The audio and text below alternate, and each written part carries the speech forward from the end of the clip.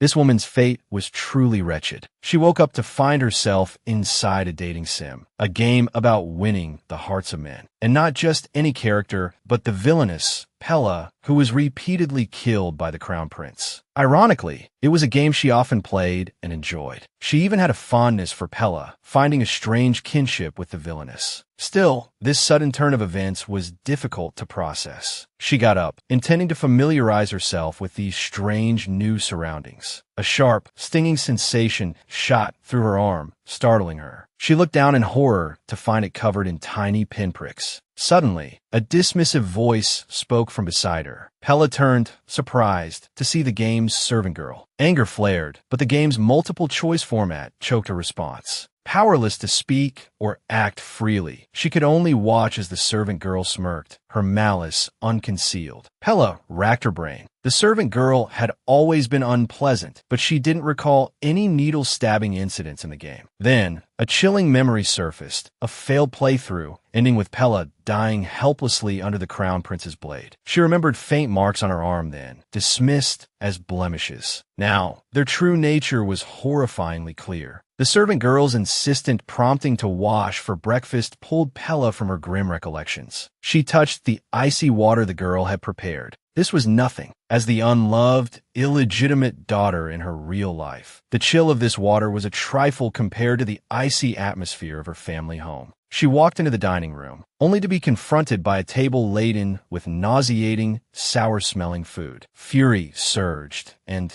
just as quickly, the familiar system notification pinged in her ear. The dreaded multiple-choice options. This woman's luck was truly abysmal. Not only had she been absurdly transported into a dating sim, but she wasn't even the beloved heroine. To win this game, she had to raise any one of the male characters. Initial 30% affection rating to a full 100%. Despite the plethora of handsome male characters, none of them were truly hers, and she had to constantly be wary of them. Because no matter her choices, Pella, the villainess, was doomed. Starved by male lead number 1, indirectly stabbed by number 2, or calmly murdered by number 3. Every choice held a hidden danger. Every answer determined her fate. One wrong step, and she'd lose the male lead's hard-won affection. Even more tragically, despite her beauty, status, and wealth as the Duke's daughter, she was nothing more than an unloved, adopted child. Within the family, 2 brothers watched her with suspicion, convinced she had stolen everything that rightfully belonged to their precious younger sister. And the true Mary Sue heroine? An 18-year-old girl from the countryside, Eve, the Duke's actual youngest daughter, lost 6 years ago. The true heiress, born to privilege. Unsurprisingly, the male leads were all smitten with her. Eve's return to the ducal estate would signal Pella's downfall, stripping her of her wealth, reputation, and status. So, before the true daughter appeared, Pella had to capture the heart of one of the male leads to avoid a gruesome end. As the game's villainess, she suffered abuse from her entire family. Now, even the commoners dared to provoke her. Looking at the putrid breakfast and the system options before her, Pella, a veteran of countless playthroughs, recognized the 2 obvious traps. And unlike in the real world, there was no reset button in this game world. If she chose option 1, yes, she would immediately report the servant girl's misdeeds, embellished for maximum effect, to the Duke. Word would reach the eldest son, her so-called elder brother, who would then order her to eat the spoiled food, leaving her to starve to death in a desolate room. If she chose option 2, the second son would happen upon the scene. Leaping to the servant girl's defense, he would accidentally impale Pella's throat with a fork in the ensuing chaos. Left with no other choice, Pella selected option 3. Her body, controlled by the system, began to lift the spoon and swallow the foul concoction. The servant girl stared, astonished, as Pella, for once, didn't fly into a rage. Meanwhile, Pella's stomach churned violently. She wanted to refuse, but without a system command, her body remained stubbornly, sickeningly out of her control. The thought struck Pella. Even before, in the real world, as the daughter of her father's mistress, she'd been constantly bullied by her 2 resentful older brothers. Now, transported into this game world, she still couldn't escape their torment. At that moment, the second brother, Helena, happened to pass by the door. Seeing Pella picking at her repulsive meal, he stepped inside for a closer look. His face paled at the sight of the food.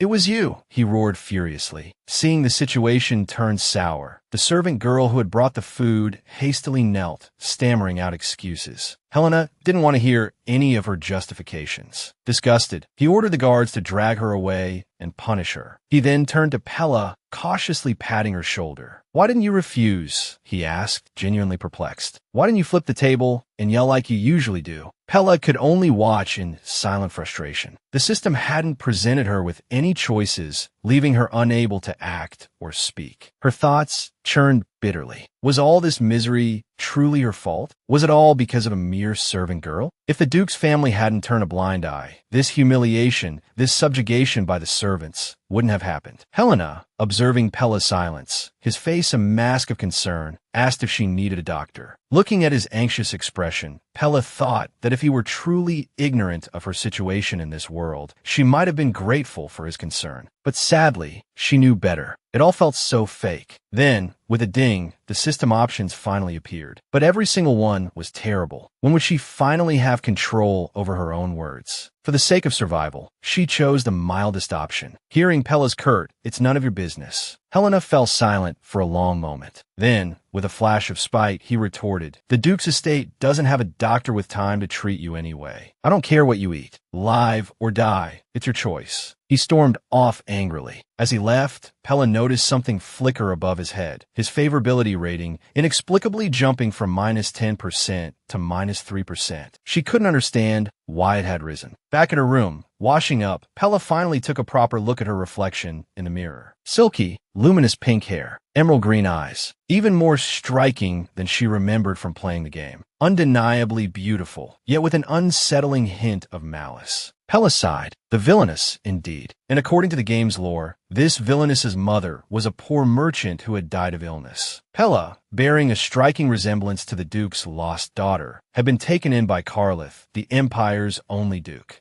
As Pella grew older, her appearance changed significantly. She no longer looked like the deceased Duchess, and the Duke grew increasingly distant. She became demanding and capricious, desperate for his attention. Pella couldn't fathom why the Duke hadn't continued searching for his real daughter, instead molding an innocent child into a counterfeit replacement. The day's events had made the villainess's treatment within the Duke's household painfully clear. A wave of sadness washed over her. If this had been going on since she was adopted at 12, she couldn't bear to imagine the years of mistreatment she had endured. In this grand estate, no one cared for her, protected her, or believed in her. She gently touched her reflection in the mirror. So, the villainess had been forced into this role. But how could she pity her? From now on, she was that villainess, the one constantly at risk of being killed by the male leads. Moving to the desk, she picked up a pen and paper, reviewing the information, searching for a path to survival. This game had 5 potential romantic interests. If their favorability ratings dropped too low, it would likely mean her death. First to appear were Derek and Helena, the Duke's sons, her stepbrothers. The eldest, Derek, heir to the dukedom, was serious and aloof, a typical nobleman. He held a clear disdain and contempt for Pella, who had usurped his true sister's place. Helena, the second son, was cunning, belligerent, and coarse in his speech. He delighted in tormenting Pella. Pella looked at their names and crossed them out without hesitation. The mere word brother filled her with loathing, and with their favorability already in the negative from the start, she wouldn't waste her time on them. The third was the crown prince, whose life was rumored to be as worthless as grass. In Pella's memory, this imperial crown prince had suffered some unfortunate experiences, but after meeting the angelic heroine, he had changed his ways. But to Pella, he was nothing short of a grim reaper. In her previous playthroughs, she had died repeatedly by his hand, her progress perpetually stalled at that point. She crossed his name out with equal decisiveness. The fourth was an eccentric mage, the head of the Donjuem Archaeate. He had a secret identity, running a merchant guild that traded in information and mysterious artifacts. He's also completely smitten with the protagonist, Ifu, and unhesitatingly protective of her. The last one is a promoted knight of the Duke's estate. He's a nobleman of the kingdom, exceptionally skilled in swordsmanship. The Duke paid a hefty price to bring him into the estate, making him the youngest sword master in history. Perhaps because he once served Pella, he's the only one who, even in the end, sympathizes with the villainess. Only this utterly discriminatory one is the most promising candidate so far. The true protagonist, Ifu, will return upon Pella's coming-of-age ceremony. So, before that, she must capture the heart of one of them. Only then can she avoid being killed by the male lead who's obsessed with Ifu and have a chance to return to real life. Just then, a knock echoed from the door. Before Pella could hide the note, the door was abruptly opened. The white-haired old butler stood at the entrance, announcing, "The Duke requests your presence." Though relieved by the Duke's summons, Pella was irritated by the butler's condescending tone. While agonizing over whether to show her displeasure, the white option box popped up before her eyes. Frustrated, Pella selected the third option. She coldly replied, "Understood," and stepped out of the room, following the butler. She noted the unfriendly glances from the maids in the hallway. Listening to their hushed whispers and gossip, Pella no longer cared. Unconsciously, she arrived at the Duke's door. As the door opened, Pella faced her adoptive father, the Duke, for the first time since her transmigration. Seeing the Duke greet her with the same emotionless demeanor as her father in her previous life, a familiar pang resonated within her. "You've arrived," the Duke said. He shared the same dark hair and blue eyes as Derek, his eldest son. His impassive face was a mask of aristocratic indifference. Pella hid her trembling fingers and curtsied. As expected, the white option box appeared. Without hesitation, Pella chose the first and only option that wasn't laced with saccharine flattery or outright defiance. "What is it you want?" The Duke, continuing his work, inquired. "I heard there was some trouble this morning." A new set of options immediately followed. Pella saw they were all disrespectful. If only I resembled his daughter, Pella thought. Perhaps he'd show me some kindness. Hearing no response, the Duke looked up. He slammed his pen on the desk with a bang. Pella prayed nervously, realizing she had to choose. She stammered, "This isn't something the Duke should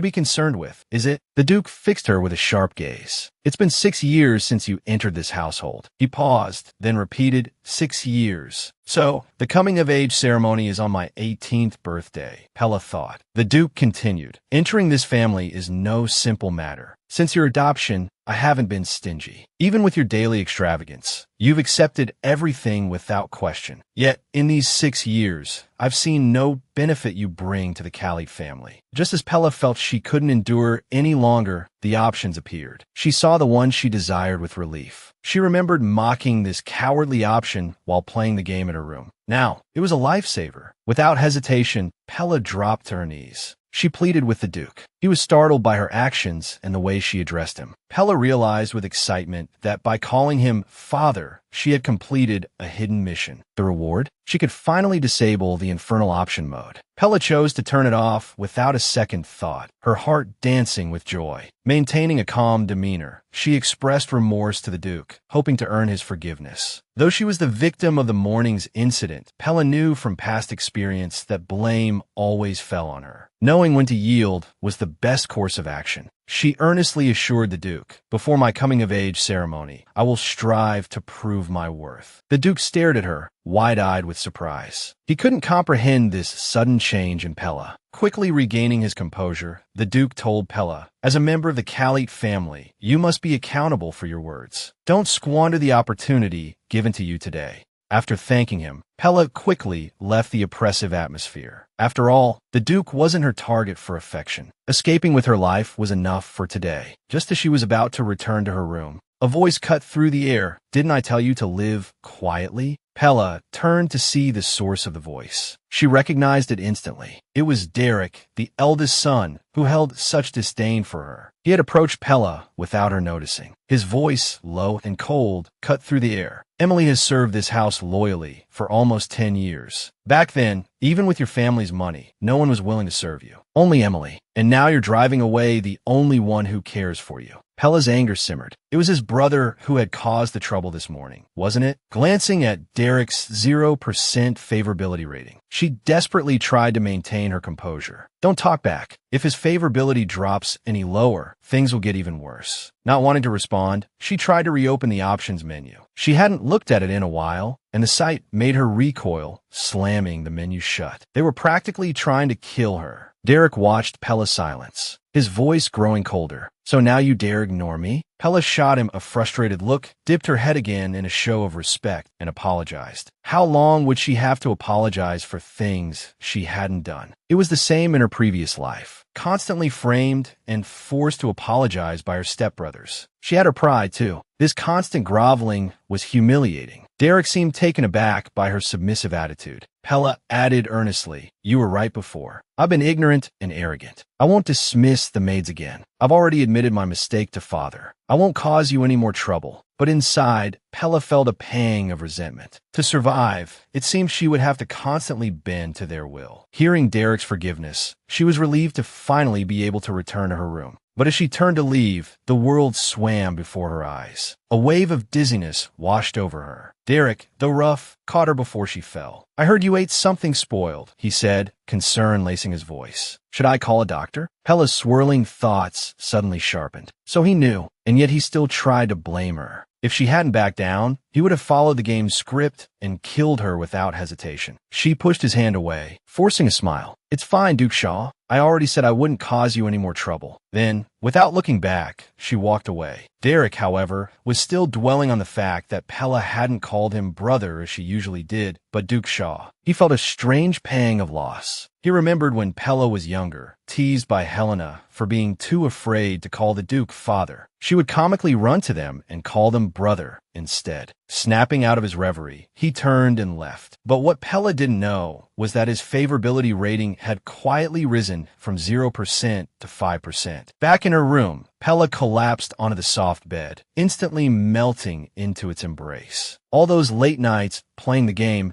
hadn't been in vain. When she was trying to win Derek over, she'd tried calling him brother countless times. But he hated her so much that his favorability would drop every time he heard it. It was only in the face of near death that she'd remembered to call him Duke Shaw. What a stroke of luck. As she drifted off to sleep, Pella found herself in a dream. She saw herself as a child. Helena, furious, was yelling at her. "You thieving rat." Beside him, the Duke was demanding to know why she had entered Yvonne's room and stolen her necklace. Young Pella frantically denied it. "I didn't go into the room. I didn't steal anything." Then the butler stepped forward. "I saw Pella on the floor where Lady Yvonne's room is located several times. And I found Lady Yvonne's door unlocked." As everyone's gaze turned back to her, little Pella was on the verge of tears. "I'm not lying," she insisted, but no one believed her. They locked all the rooms on the 3rd floor to prevent her from going near her stepsister's room. Pella opened her mouth to explain again, but the Duke brushed past her without a word. Once the Duke was gone, Helena shoved Pella roughly, sneering, "I told you to get out. Why didn't you listen?" Derek, following close behind, added coldly, "Lying is disgraceful." Little Pella crumpled to the floor like discarded trash. From that day on, the house was filled with jewelers. Pella bought an exorbitant amount of gems. People gossiped. Her stepbrothers called her ungrateful. She didn't care.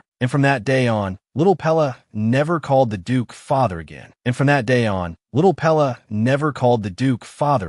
The scene abruptly shifted. A sharp, insistent knocking, knock, knock, knock, jolted Pella from the reverie of her dream. Before she could gather her bearings, the door was flung open without a hint of courtesy. It was the butler, who had come to present her with a selection of new maids. At least it's not another accusation, Pella thought wearily. Wait a minute, this brazen intrusion, without so much as a by your leave for such a trivial matter, struck her as deeply disrespectful. Why barge in like this? What is your name? Pella demanded, her voice low and sharp. Startled by her uncharacteristic assertiveness, the butler stammered, "And my name is Hanai." "So you don't have a family name then?" Pella pressed. "And what about me? What is my name?" The butler bristled at her questioning, but, cowed by her sudden intensity, reluctantly replied, "Lady Pella Callie." A wave of empathy washed over Pella for the original, meek villainess of this body. To be subjected to such casual insults and disregard, she felt a surge of anger. The original Pella would have likely thrown a tantrum, instead of leveraging her noble title to put these servants in their place. Turning back to the butler, Pella offered a thin smile. So, I'm a noble then? Can you tell me which law allows a commoner, with no connection whatsoever to this family, to burst into a noble's room? And a man, at that, into a young lady's chambers? If word of this were to spread, what do you suppose people would say? The butler, flustered, opened his mouth to explain, but Pella cut him off, her smile vanishing. Do I need to look up to speak to a servant? The butler immediately dropped to a trembling curtsy, stammering apologies. Pella felt a rush of satisfaction. You had best remember your lesson. I don't wish to see you again. Find someone else to relay messages to me in the future. The butler began to protest, but Pella fixed him with a chilling stare, daring him to argue. Grumbling his assent, the butler asked how he should arrange for her dinner. Pella waved him away dismissively. Collapsing on her bed, she felt a flicker of apprehension. The butler was, after all, a senior servant. What if he complained to the Duke? But then, a different feeling surfaced: triumph. The original Pella had endured 6 years of such disrespect. Today, she had finally spoken up. The next day, it seemed her warning had had its intended effect. A middle-aged maid, the head maid, came to discuss the selection of a new personal maid. What happened to Emily, my previous maid? Pella inquired. Was she dismissed? The head maid stammered, in no Mississippi. She was disciplined for her negligence. 3 months' wages docked and reassigned to laundry duty. I want her back, Pella stated firmly. I'm accustomed to her service. See to it. The head maid looked surprised. But Miss Emily was disrespectful. Young master, Derek himself, administered the punishment. If you insist, I must first consult the Duke. Pella watched the head maid's demeanor shift from initial confidence to increasing anxiety. She had a suspicion that this woman was the true instigator. The head maid's attempt at righteous indignation only made Pella laugh. If I were to throw a fit, she mused aloud, they would certainly jump to obey. Perhaps they expect me to behave like the old Pella, throwing things in a hysterical rage. They'll be disappointed. Pella turned. I shall speak to father myself. I will explain yesterday's events and ask for his forgiveness. That should resolve the matter.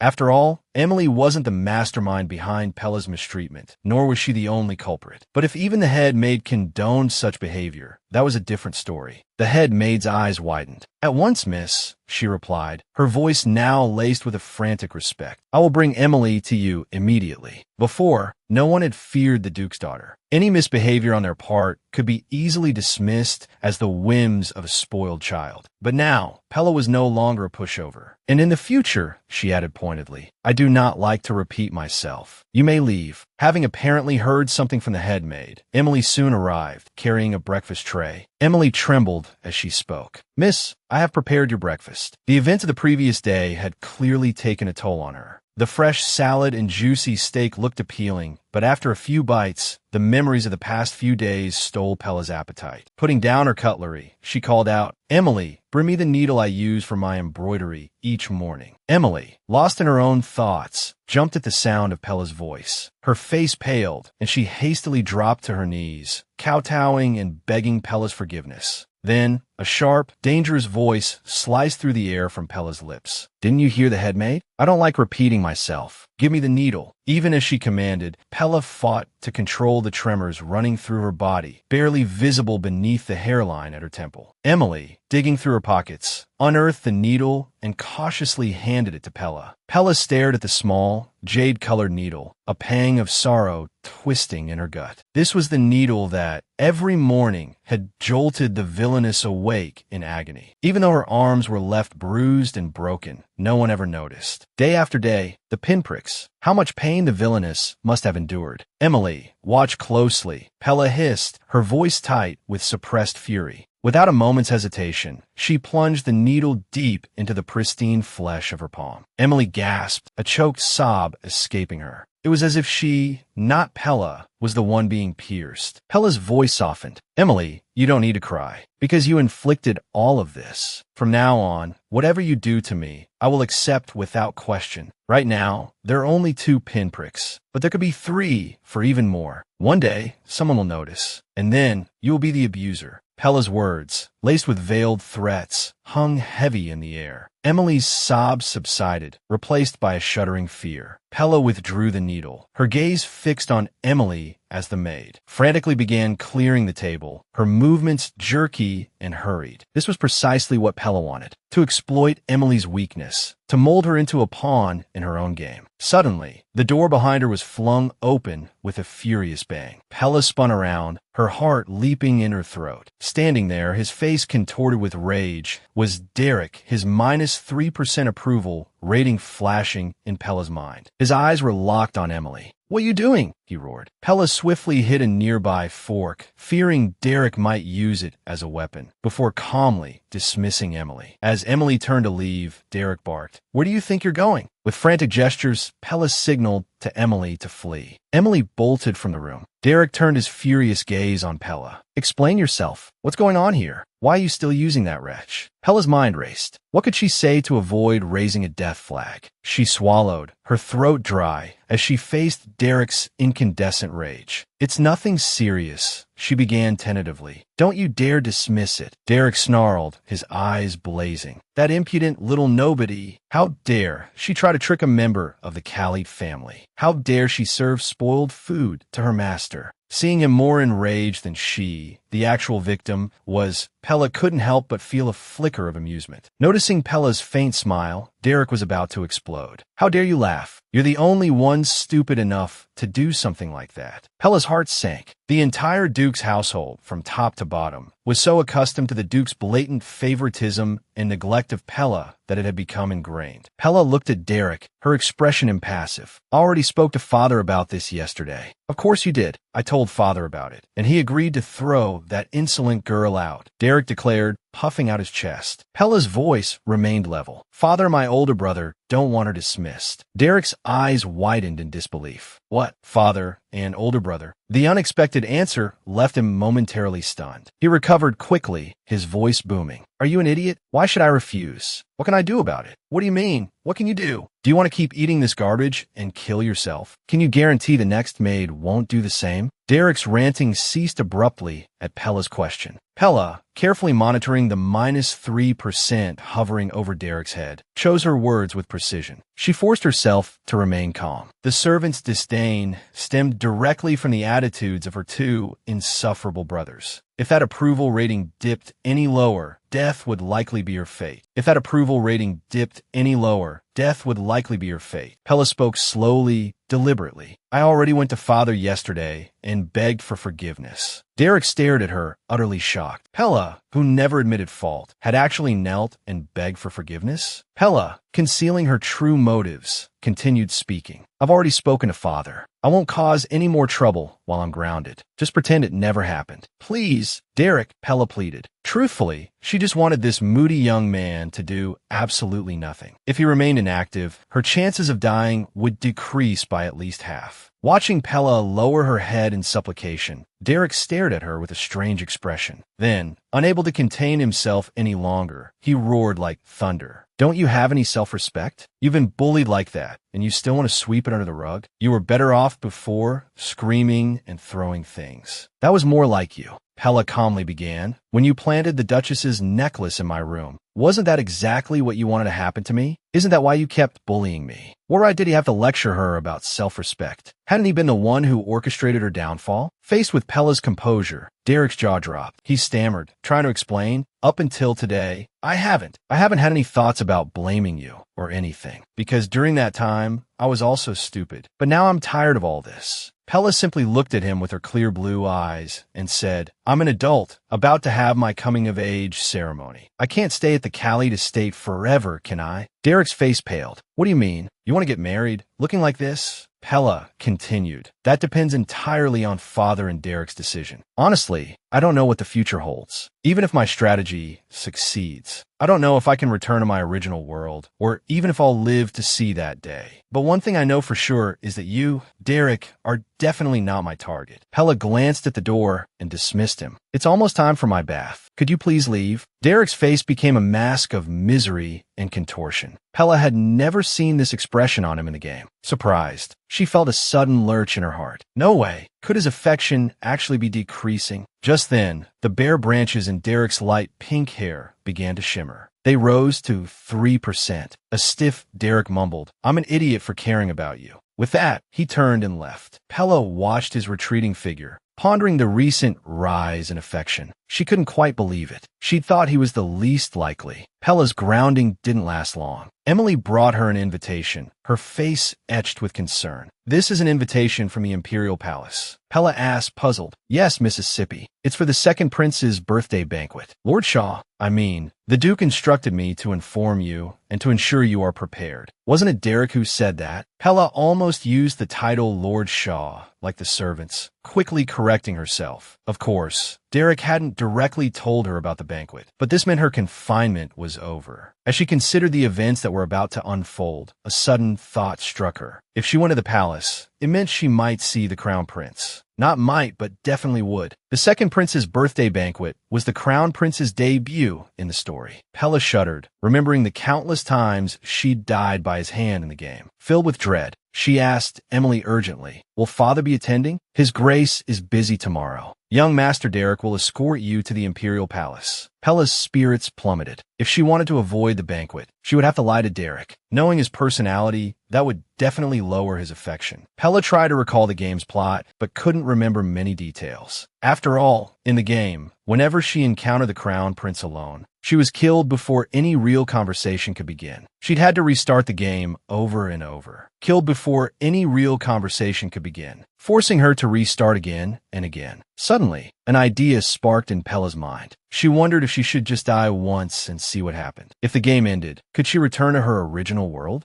Or perhaps a reset button would appear just as she was about to die. With this thought, Pella resolved to face the crown prince. The following day, Pella bathed in a tub infused with milk and fragrant oils. A massage followed, then a facial mask. This tedious ritual had been repeated countless times. She watched as the maids, buzzing with excitement, fussed around her. They debated the most suitable makeup style for the banquet. Pella glanced at her reflection. A naturally beautiful face stared back. Pella understood their excitement. With a sigh, she instructed them to bring her the plainest dress. She saw the regret in their eyes. Such a striking appearance, yet unable to be adorned. Pella chose a dark green gown. The high collar not only concealed her neck, but also drew less attention. Dismissing the disappointed maids, Pella kept Emily back, asking her to find a pair of long gloves. She watched Emily hesitate, clearly trying to stall. Pella explained it was to hide the needle marks on her hands. She observed Emily hurrying off to find the gloves. Pella mused that a little kindness had clearly gone to Emily's head. A reminder of her place was occasionally necessary. Just as she descended the stairs, Derek, a member of the Khalite family, scanned her from head to toe, surprise evident on his face. "During your confinement," he remarked, "you've become almost presentable." Pella offered a slight curtsy at Derek's jibe. Seeing his favorability rating above her head increase, she was dumbfounded. They hadn't even seen each other recently, yet his favorability had risen to 5%. Just how much did he detest the original Pella? It seemed his affection grew with their distance. She turned and quickly boarded the carriage. Derek, who had been about to assist her, realized she was already inside. Unaware of this, Pella wondered why he had paused. Derek glared at her before climbing into the carriage, to Pella's surprise. He sat directly opposite her. Flustered, Pella blurted out, "Are we supposed to share a carriage? Do you have a problem with that?" Derek retorted, "If you don't like it, you can take another carriage." Pella looked at him, forcing herself to say, "I don't dislike it. I'm rather pleased, actually." He glanced at her before turning his head away, a displeased expression on his face. Pella observed his frown. Knowing this would happen, why did they have to arrange for us to share a carriage? It's making things awkward for both of us, she thought. Glancing at his favorability rating, she instantly changed her mind. Her eyes widened. She watched as it increased by another 1%. Not long after their departure, however, Pella began to regret sharing the carriage with Derek. It was sheer torture. Not long after their departure, Pella began to regret sharing the carriage with Derek. It was sheer torture. When the carriage finally stopped in front of the palace gates, Pella inwardly cheered. Finally, I can escape this carriage of doom. She reached for the door, eager for fresh air. but Derek was already out, extending a hand towards her with an unreadable expression. "Take it." Pella stared at him blankly, then recalled his outstretched hand when she'd boarded. He had intended to assist her. Derek raised an eyebrow. "What are you doing? Aren't you getting out?" Pella, finally realizing, took his hand and thanked him. As the banquet doors opened, the sound of trumpets heralded their arrival. "Don't be reckless." Derek's cold voice reached her ears. "You haven't forgotten you just finished your confinement yesterday, have you? If you cause another disturbance, it won't be just confinement this time." The excitement of the banquet drained away at his warning. "I'll be careful," Pella replied meekly, forcing a smile. As soon as they entered the ballroom, Derek left her side, busy greeting others. Pella discreetly rolled her eyes when he wasn't looking. In contrast, no one approached Pella. The rumors of her causing a scene seemed to have had a significant impact. However, Pella didn't mind. All she wanted was to go home alive. As the banquet progressed, more and more people stole glances at the unusually quiet Pella, whispering amongst themselves. Just as she was reaching her limit, standing there alone,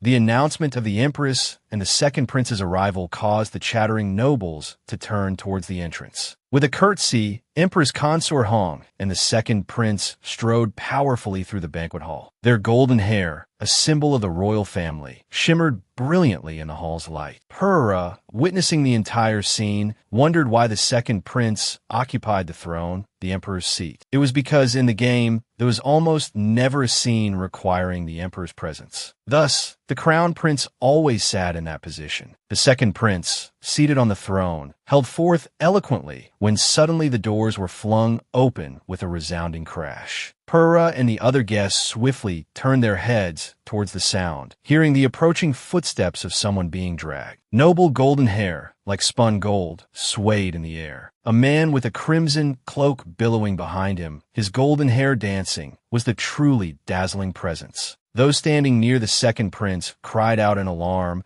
as they realized the object being dragged by the crown prince was a person, and that person was motionless. The crown prince reached the steps where the empress consort and second prince sat and flung the body forward. He offered a chilling smile. "Happy birthday, my dear brother." The empress consort shot up from her chair, pointing at the crown prince. "What are you doing here?" "I've come to attend my dear brother's birthday banquet," the crown prince continued, his tone laced with sarcasm. "How dare mother suggest?" The empress consort's face flushed crimson, her body trembling with rage. "As crown prince, you dare come here uninvited and commit such a horrific act?" The crown prince feigned a gasp, his expression far from remorseful. "Uninvited? Mother, you wound me. It's precisely because you invited me that I dropped everything at noon and rushed over here without a second thought. However, the person you sent with the invitation was utterly lacking in manners. Not only did he fail to present me with the invitation, but he insisted on engaging in other activities. So, I took it upon myself to discipline him." The crown prince slowly drew his sword with his free hand. He plunged the blade into the body of the assassin at his feet. The killer's agonized screams echoed through the hall. The crown prince's smile was sharp and predatory, like a lion returned from hell. He turned to the second prince, his voice low and menacing. "If you wish to continue receiving such gifts, feel free to send more messengers." The empress's crown prince turned and strode away, leaving behind a crowd reeling in shock and horror. The second prince, his face ashen, remained speechless. Purra clutched her chest, the memories in her head a chaotic jumble. This scene had never happened in the game. She only remembered the game's system prompt. The crown prince, at odds with his brother, the second prince, angrily leaves the banquet hall after a minor disturbance. Watching the servants frantically cleaning up the blood and the body, Purra felt a surge of panic. This was a minor disturbance? Suddenly, a white system dialog box appeared before her eyes. "Do you wish to unfold a new story? Proceed to the crown prince's labyrinthine garden." Purra hesitated. The crown prince she had just witnessed in reality was even more of a lunatic than his in-game counterpart. The thought of following him terrified her. What if he simply beheaded her on sight? Yet, Purra suppressed her fear of death. She was here to die, after all. Perhaps if she survived this, she could return to the real world. Besides, there was likely a reset button. If things went wrong, she could just start over. With this thought, Purra's trembling finger selected yes. Purra opened her eyes again, finding herself standing at the entrance of the labyrinthine garden. A teleportation function? How convenient, she thought. Now, let's march towards death. Following the system's guiding lights, Purra walked for a long time without seeing the Crown Prince. Just as she began to wonder where he was, something cold and heavy pressed against her neck. The Crown Prince, turning to face her, wore a chilling smile, as if he had stumbled upon something amusing. His expression was almost demonic. Well, if it isn't the Callert family's mad dog. After witnessing that little performance in the banquet hall, you still dare to follow me? You seem eager to meet your maker. Purra's skin crawled as the Crown Prince's expression turned blank. Menace radiated from him. He tightened his grip on his sword, pressing the blade closer. Speak. Why are you following me like a rat? Purra's instinct screamed that he intended to kill her. Her eyes darted around, desperately searching for the reset button, but it was nowhere to be found. The Crown Prince spoke impatiently, refusing to answer. Just say your goodbyes to your family at the Duke's estate. I'll personally deliver your last words to the Callert family. With that, the Crown Prince raised his sword, poised to strike. Pella cried out in a panic. Wait a minute. The Crown Prince tilted his head. It seems you want to speak now. Pella nodded frantically. I will. The raised sword lowered again, its tip resting against Pella's neck. Go on, tell me. Just as Pella was about to speak, her mind went blank. What could she possibly say? She couldn't tell him she'd chased after him seeking death. And now that she knew the reset arrow didn't exist, she couldn't follow through with her original plan. Should she try opening the options function? But even if she did, it wasn't guaranteed to save her. Before Pella could answer, the Crown Prince smirked, voicing his thoughts. Judging by your expression, you're trying to concoct an excuse. This is making me rather curious, Lady Pella. You'd better give me a reason I can understand.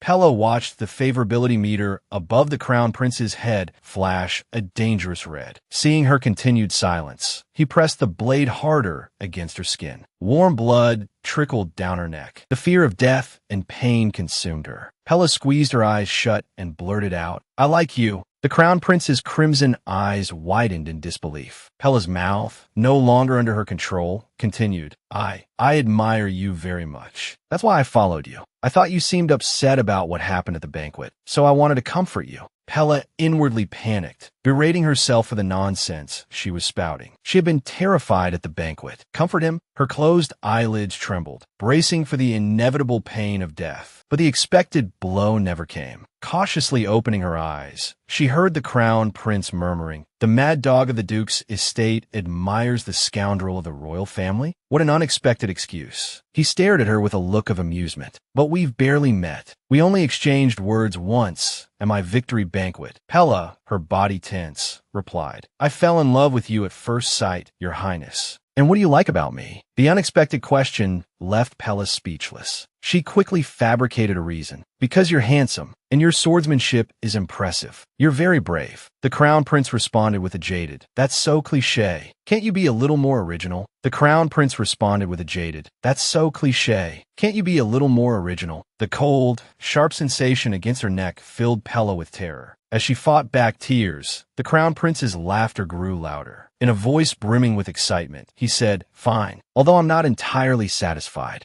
I'll let you go this time. But next time, you'd better explain clearly why you like me. You can leave now. The blade slowly withdrew from her skin. Pella looked up in stunned relief and saw that the favorability meter above his gleaming golden hair had actually risen to 2%. She found it utterly absurd. The Crown Prince watched her stand there dumbfounded. Why are you still standing here? Do you want another round of our little neck-slicing game? Pella jumped, then stumbled backward, quickly turning and fleeing. Once around the corner, she broke into a run. The cold wind stung the wound on her neck, but Pella, lost in thought, didn't notice the pain. She had thought dying once would send her back to her original world. But now, realizing there was no reset, wasn't she completely doomed? Her only option was to play this twisted game. But how could she possibly deal with these lunatics? Even if she managed to raise their favorability, it could plummet in an instant. Tears streamed down Pella's face. Why was she in this world, forced to cater to these strangers, even to the point of death? Just a few steps from escaping the garden, in the inky blackness of the night, she collided with someone. In her distraught state, Pella thought the Crown Prince had come back for her. A wave of terror washed over her. After a quick apology, she tried to escape. Suddenly, her arm was seized in a firm grip. Pella cried out, "Let me go! Why do I have to die? I don't want to. I don't want to die. Miss, are you all right?" Feeling a hand grip her shoulder, Pella finally came to her senses. A pair of deep blue eyes swam into Pella's vision, wide with surprise. Silvery hair, shimmering faintly, framed a face that bore the unmistakable mark of a 0% favorability rating. That faintly shimmering silver hair, that 0% favorability, was this another one of those people? Another person she had to deal with as part of this dreadful charade? "So please calm down. I won't hurt you." The gentle voice cut through Pella's panic, momentarily freezing her. She'd been gasping for breath, struggling to regain her composure, but now, facing the person she'd stumbled into, a wave of despair washed over her. It was Pedandi, an earl and a magician. Pella raised a trembling hand to wipe the tears blurring her vision. All she wanted was to go home, to escape this suffocating world, even for just a moment. Roughly drying her eyes, she offered a shaky curtsy. "I'm fine. I apologize for my clumsiness. Please excuse my intrusion." She turned to leave, but the Earl stopped her. He gestured towards her neck. "You're bleeding, and you're very pale. Let me accompany you to a physician." "No, I have to return to the banquet." "Then at least take this. Press it against the wound to stop the bleeding." Pella hesitated, studying him for a moment before accepting the proffered handkerchief. She couldn't possibly return to the ballroom in this state. With another curtsy, she murmured, "Thank you. I will certainly repay this kindness." "Repayment isn't necessary, but the next time we meet, I hope those beautiful eyes hold no sadness." Back at the brightly lit banquet hall, Pella quickly located Derek. Clutching the handkerchief tightly against her neck, she spoke in a faint voice. "Brother,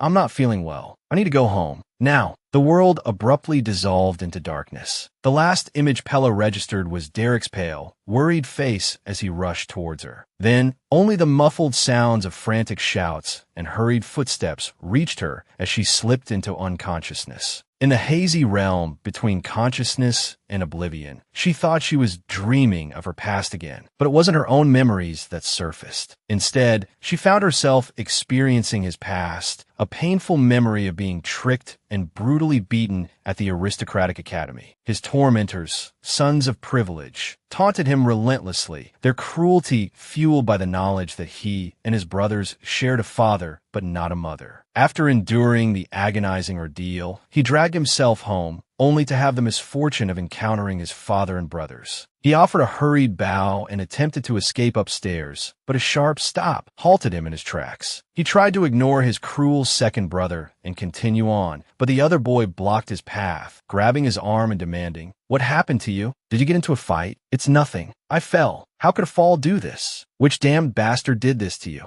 He wrenched himself free, his voice raw with pain and anger. "Since when did you care about me?" "I said it's nothing. Please, just leave me alone. I just want to be left in peace." His father and other brothers stared, their eyes wide with a mixture of surprise and something else he couldn't quite decipher. They had likely never seen him so defiant. He had always believed that crying was a sign of weakness, of defeat. But in that moment, the dam finally broke. Tears streamed down his face, unchecked sobs racking his body. He cried like a child, no longer caring how they perceived him. A few days later, the bruises around his eyes had begun to fade. His second brother, the cruel one, sought him out. "I found those guys," he announced. "They've been taught a lesson. No one will dare bully you again." "Thank you, brother," he mumbled, the words feeling hollow and forced. What he truly wanted to scream was, "This is all your fault. I'm cleaning up your mess. Why should I have to thank you?" A sudden roar ripped through the quiet. Didn't they say she was all right? Why hasn't she woken up? The noise pierced through the fog in Pella's mind, forcing her heavy eyelids open. "It's too loud," she croaked, her throat dry and scratchy. The person beside her immediately leaned closer. "Hey, you're awake." Everything was blurry, the figure a hazy outline. Oh, right, it was her second brother, that insufferable jerk. A surge of anger, left over from the dream, propelled the words she'd never dared to utter before. "I hate you. I really hate you." "Hate me? I hate you even more. I hate you the most." Exhausted, Pella closed her eyes, a wave of relief washing over her as she slipped back into the welcome embrace of sleep. She didn't see the rigid figure of a pink-haired young man standing beside her bed, his body trembling violently. After 4 long days, Pella finally awoke. Miss, are you feeling better now? Pella blinked, her vision focusing on Emily's tear-streaked face. Do you know how worried I've been? The Duke and the young Duke have been so worried too. Is that so? Pella replied perfunctorily. Emily nodded dramatically. Of course. The Duke carried you back to the manor, his face completely white. Pella was a little surprised. Big Brother was? Yes, the Duke was frantic. He summoned every renowned physician in the city, and the young Duke wanted to contact the Crown Prince at the palace. The butler barely managed to stop him. Listening to Emily's account, Pella was astonished. Emily might have been exaggerating, but even so, the concern they showed was unexpected. It seemed a great deal had happened while she was unconscious. You've worked so hard, Emily. It was nothing. Please don't say that. I am your personal maid, after all. Pella felt a little bewildered. This girl, now on the verge of tears and proclaiming her devotion, had stuck her with a needle not long ago. Right, now's not the time for this. I'll go and tell the Duke that you're awake. Bring back some apple nectar when you return. Pella nodded as she spoke, and Emily was already halfway down the hall. After 4 full days of unconsciousness, Pella's complexion was noticeably pale. She ate the sweets Emily brought back and rested in bed. Touching the bandage on her neck, she grumbled about how thick it was. Anyone who saw it would think her neck was broken, not just grazed by an arrow. Still, it wasn't all bad. Playing the invalid for a while might be advantageous. Just then, a knock came at the door. Miss, it's Panny. It was the butler. Pella frowned. She'd specifically told him to send someone else if he needed something. She still hadn't fully forgiven him, so she sent Emily to answer. The message was unexpected. Miss, the butler says the Duke has summoned you. Her father. Well, it was the Duke's command. He couldn't very well send another servant to relay it. The last time Pella caused a disturbance at the palace, she was confined to her quarters. How much scolding would she receive today? Barely awake and already summoned for questioning. Oh, mother, you'd pity me. Barely awake and already summoned for questioning. Oh, Wolf, you'd pity me. Leaving her room, Pella asked the butler, puzzled, Don't you usually walk ahead of me? He bowed. I am but a humble servant. How could I presume to walk before my mistress? Please, miss, lead the way. His sudden politeness was unsettling. He was like a shopkeeper fawning over a long-absent customer. Walking down the hall, she noticed the servants, who usually whispered and stared, now bowed respectfully whenever their eyes met. Pella didn't know this was thanks to the butler, who trailed behind her, glaring warnings at them. Reaching the Duke's office, the butler announced, Your Grace, Lady Pella has arrived. Let her in. The butler, once again excessively polite, opened the door for her. Pella stared at the butler, wondering if he'd secretly attended some sort of butler boot camp while she was unconscious. Entering the room, she bowed her head to the Duke. He gestured for her to sit. Pella mentally reviewed the excuses she'd prepared. After a moment of silence, the Duke began to speak. Today, I called you here because, Father, may I speak first? Pella interrupted. She stood and knelt, deciding to take the offensive. I'm sorry. It was all my fault. I didn't reflect enough on my actions during my confinement, and so I caused another disturbance at the royal banquet. I brought shame upon our family. The Duke's face was etched with surprise. No, wait, Pella continued, her words tumbling out. I don't dare ask for your forgiveness. I know I was wrong. I'll accept any punishment. The Duke raised his hand, signaling for her to stop. Enough, he boomed. Had that tactic, which worked so well last time, failed her now? A flicker of worry crossed Pella's mind. Had that tactic, which worked so well last time, failed her now? Pella started to feel a little worried. Taking a deep breath, she replied, Yes, Father. Get up. What? This was unexpected, and Pella was once again confused. At her questioning look, the Duke's eyebrows shot up. For whatever reason, a member of the Carla family does not kneel. Do not debase yourself so casually. Pella, as long as you are a Carlith, no one can make you kneel. Not even royalty. If you understand, get up this instant. Pella quickly rose and sat back on the sofa. As she wondered if she'd said something wrong, the Duke spoke again. Pella, I didn't call you here to scold you.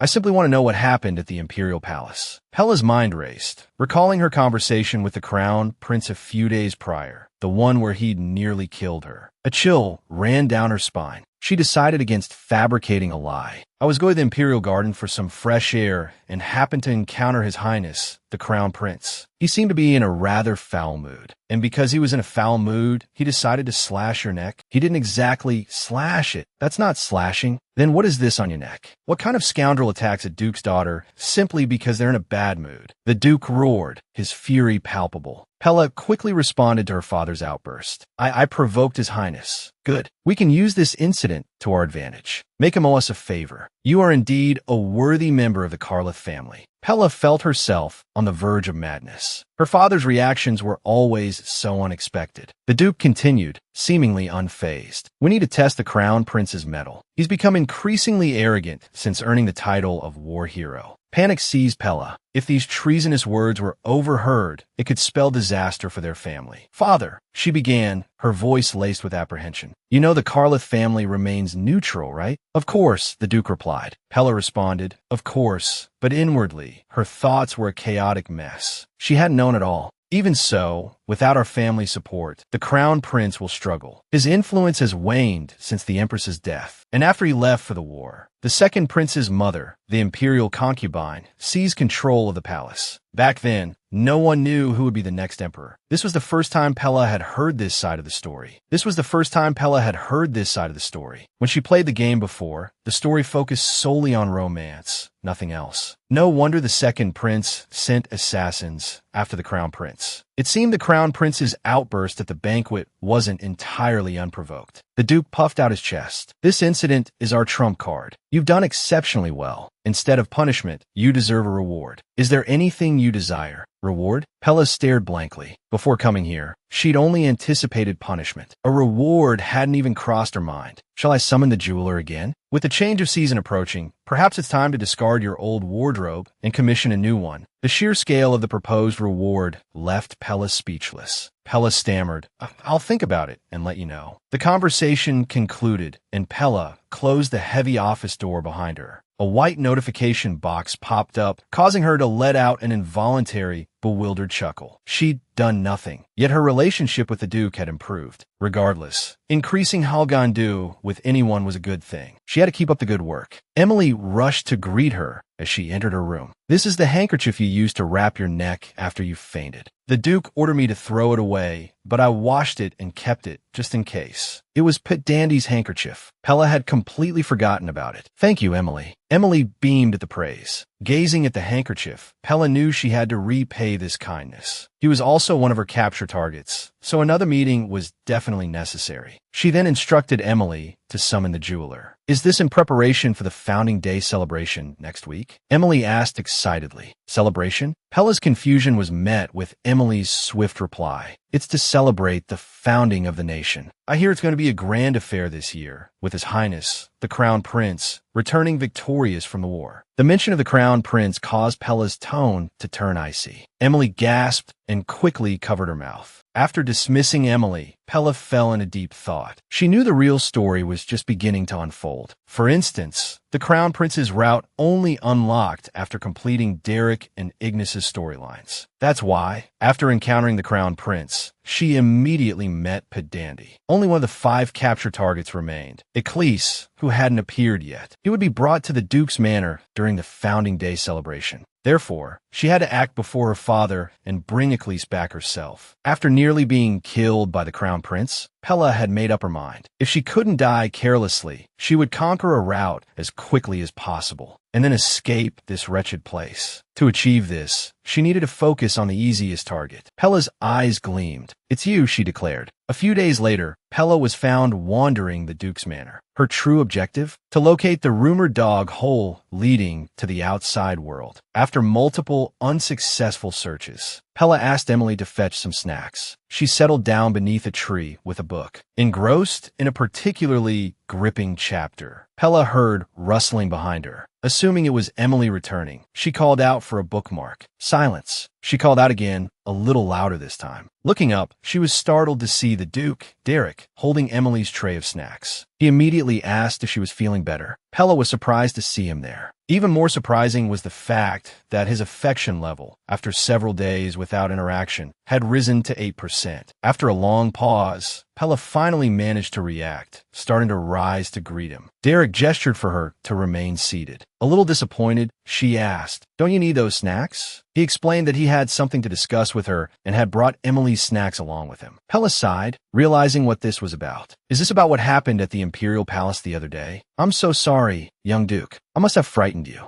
You warned me. She trailed off, bracing herself. If you're going to punish me. She was cut short by Derek's cool interruption. He said that wasn't what he wanted to talk about. Pella frowned, confused. Why are you calling me young Duke again? Seeing her bewilderment, he quickly backtracked. Never mind. It was my mistake. I came to give you this. With his other hand, Derek retrieved a silk scarf from his pocket and coolly placed it against the scarf already around Pella's neck. Your reputation is already less than stellar. Don't accept things from strange men. Remember you represent the Talat family. Pella's jaw nearly dropped. Was he talking about Winter's handkerchief? So he had noticed it was a man's. That's why he'd had Emily throw it away. She had assumed he was here to scold her, not to give her a gift. Carefully accepting the scarf, avoiding skin contact, she noted its luxurious texture, despite the lack of elaborate packaging. Delighted by this unexpected turn of events, Pella offered a genuine thank you. A flicker of something unreadable crossed Derek's face. He abruptly turned, muttering something about being busy, and hurried away with the snack tray. Pella stared after his retreating figure, utterly baffled. His affection level had just jumped to 10%. This game was becoming increasingly difficult to decipher. After days of searching, Pella had finally found the coveted dog hole, the very one the Knights used for their secret excursions. Dusting herself off, she grumbled about the game not revealing its location. Thankfully, she found it mentioned in an online forum. Her last capture target, Ignis, could only be met at night, requiring a clandestine visit. She silently prayed that this target, the one she was going to such lengths to pursue, wouldn't disappoint her. Just as she was replacing the concealing shrubbery, a sharp voice barked, "What are you doing?" Pella whirled around, startled, to find her rarely seen, venomous older brother, Eccles. His affection level had also increased. Pella felt a pang of frustration. What was it with these brothers? Their affection seemed to rise whenever she wasn't around. Eccles, seeing her stunned silence, pressed her for an answer. Flustered, Pella stammered that she was just taking a walk. Eccles narrowed his eyes, a knowing smirk playing on his lips. Near the dog hole? How convenient. Anxious to change the subject, Pella retorted. And what are you doing here? Shouldn't you be at the training grounds? I just finished training, and I'm heading back to the manor. Eccles proceeded to lift his sweat-soaked shirt to wipe his face. Taking in his handsome features and impressively built physique, Pella couldn't help but think only in a video game. After a quick, appraising once over, she said, "Well, you carry on then. I'll just be strolling." Seemingly reading her mind, Eccles warned, "Don't try anything funny. Have you forgotten the time you followed those lazy knights over the wall and broke your leg? The reason the wall is so high now is because of you. I could write 10 books on my grievances against you. If you want to go out, use the front gate. Don't cause any more trouble." Pella, inwardly lamenting the wall's formidable height, mumbled a denial. Eccles, giving her a final suspicious glare, turned and walked away. As expected, a system window popped up for Pella. Staring at the task and recalling the crown prince's blatant rudeness, Pella felt no desire whatsoever to interact with him. Furthermore, the reward was a measly 3% increase in Halgandu,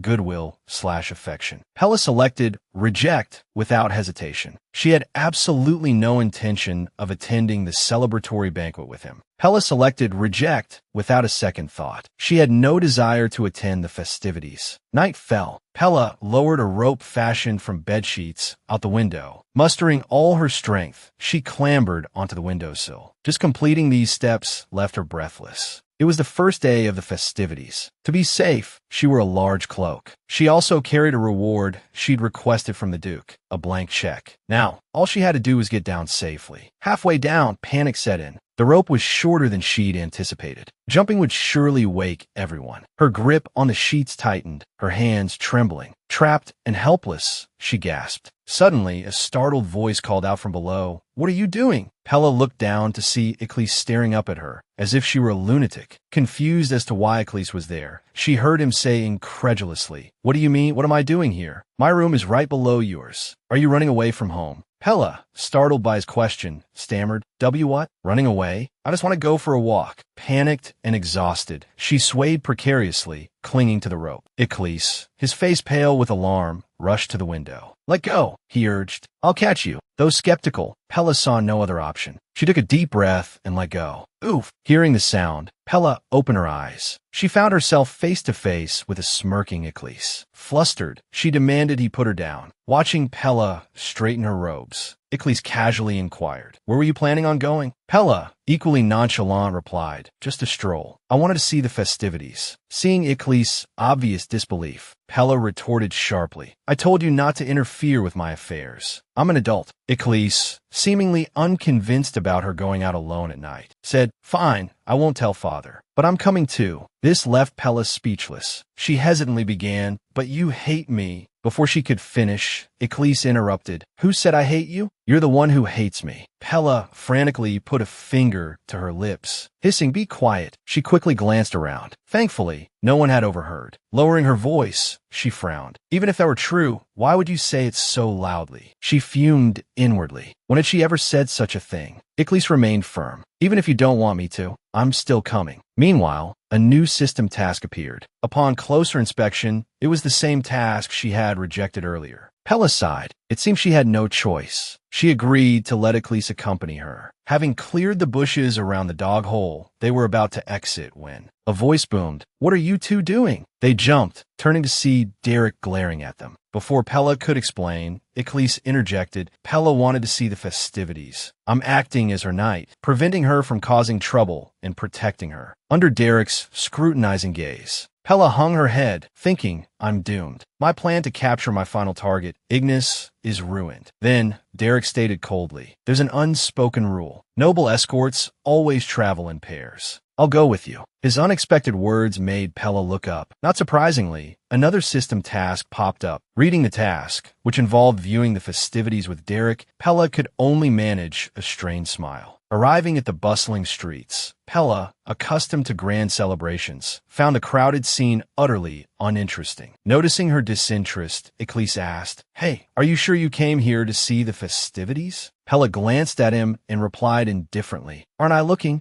Iklis gestured towards the various stalls, puzzled. "Why don't you want to buy anything? I thought you loved trinkets." Pella, tuning out the chatter around her, focused on her true objective, locating her final target. Suddenly, Lena grabbed her hand, pulling her towards a glittering display of jewelry. "These look nice," Lena commented, and the stall owner, seeing potential customers, launched into an enthusiastic sales pitch. Observing Pella feigning interest, Lena urged her to pick something out. All the while, Derek, who had been squatting silently behind them, spoke up, "This one's nice." He picked up a gemstone pendant from a stall. The vendor, effusive, exclaimed, My, sir, you clearly have an eye for quality." This pendant, crafted with Eastern gemstones, took 3 months of meticulous day and night labor to create. Pella, noticing the pendant's color resembled her own paintings, wondered if that was Derek's reason for choosing it. Maintaining her charade of interest, she picked up a mask that caught her eye. A strange silence fell over the group after Pella's selection. Lena, leaning in conspiratorially, whispered, "Have you been feeling all right lately? Do you ever get dizzy spells or find yourself disoriented?" Pella curtly replied, "If you don't want to buy anything, just say so." After Lena, with a dubious look,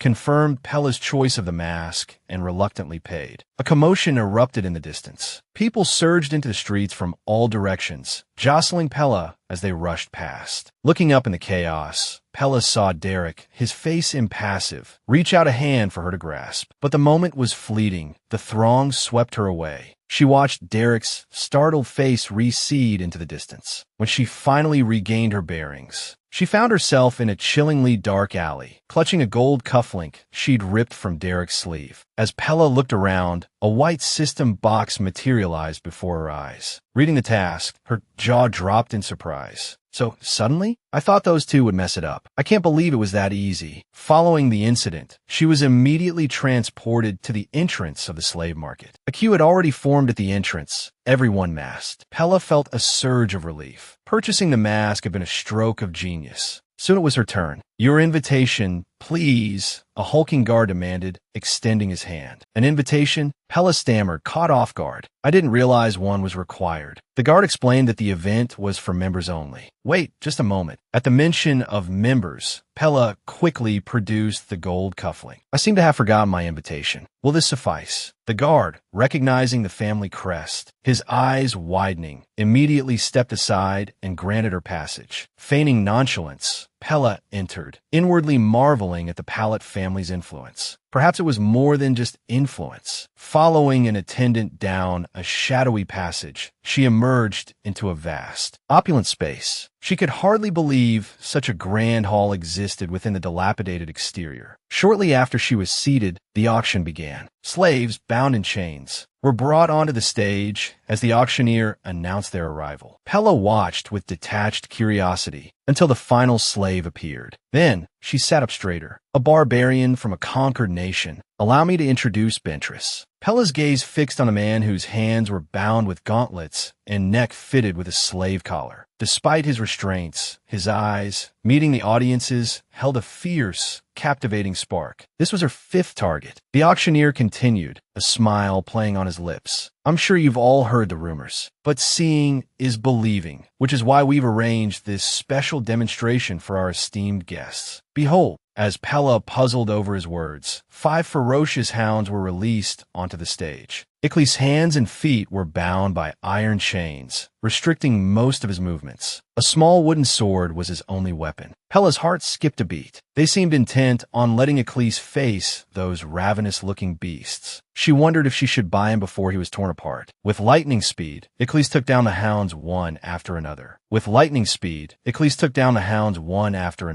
The last hound crumpled to the ground, its slowly pooling blood marking the end of the brutal fight. Blood dripped from Iklis' fingertips, his chest heaving. A hush fell over the crowd, followed by a wave of cheers. Invigorated by the bloodshed, Iklis sneered at those who approached to subdue him, brandishing his wooden sword. Later, they fitted him with restraints to control his movements. Chuckling, the auctioneer soothed the startled audience and began the bidding. The auction for Iklis had officially begun, his starting price on a completely different scale from the other slaves. Pella focused, a nervous tension thrumming through her. As time passed, the number of bidders dwindled. Few were willing to pay a high price for a slave from a conquered nation, especially one so seemingly untamable. After confirming no one else intended to bid higher, Pella finally raised her hand from the side of the bidding platform. A hush fell over the crowd. The gazes directed at her would have been deafeningly loud if they were voices. The auctioneer stuttered, blinking several times as if in disbelief. Then, with a flourish, he called out, 100 million. We have a bid for 100 million. Any more bids? From the start, Pella had decided to bid 10 times the final amount. This was a matter of life and death, after all. Whether it was 100 million or 1 billion, she would pay it with a smile. Whether it was 100 million or 1 billion, she would pay it with a smile. Sold for 100 million.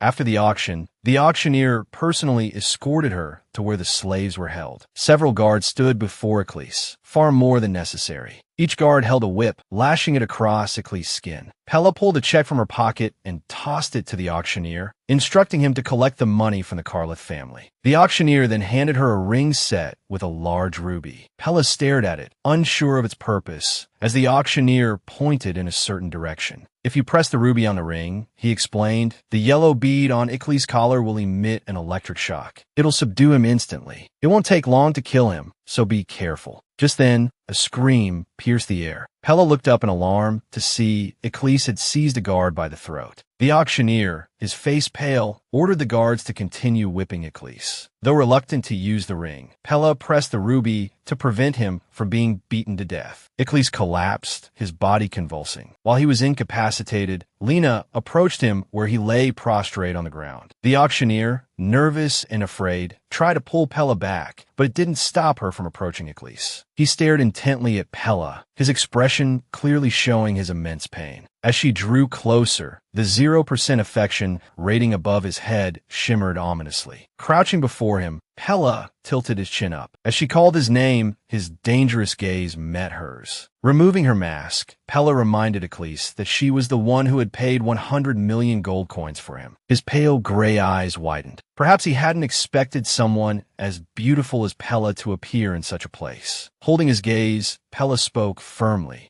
I didn't buy you because I have money to burn. Even a mad nobleman wouldn't pay the price of a city for a single slave. Even if you escape from here, what will you do? I hate those who overestimate themselves. You need to prove your worth. Don't make me regret spending this money. Otherwise, I'll send you right back here. Understand? Otherwise, I'll send you right back here. Understand? Nod if you understand. I need to get home quickly. Seeing the slight nod, Pella stood, donned her mask, and turned her head to signal Pan Lu. The master removed Ickley's shackles. Though the others present bristled with disapproval, under Pella's imposing gaze, they reluctantly obeyed. Tossing down a bag of gold coins, she ordered one of the attendants to clothe the near-naked Icklys. Minutes later, a now properly dressed Icklys followed Pella out of the auction hall. As Pella pondered how best to return to the palace discreetly, a group of people who had been lingering nearby surged forward, blocking their path. A short, stout man pushed through the crowd, stopping before Pella. Warily she asked, "Who are you?" The man responded with an incredulous, forced chuckle, followed by a series of strained laughs. "You dare ask who I am? I'm a legendary." He trailed off, nudged by a companion who whispered a reminder not to reveal his identity. Clearing his throat, the man declared, "I am Li Xing. Give me that slave." At this, Pella finally recognized the man. A protective instinct made her pull Icklys back slightly. "Did you forget I just paid a fortune for him?" The man's face flushed crimson. I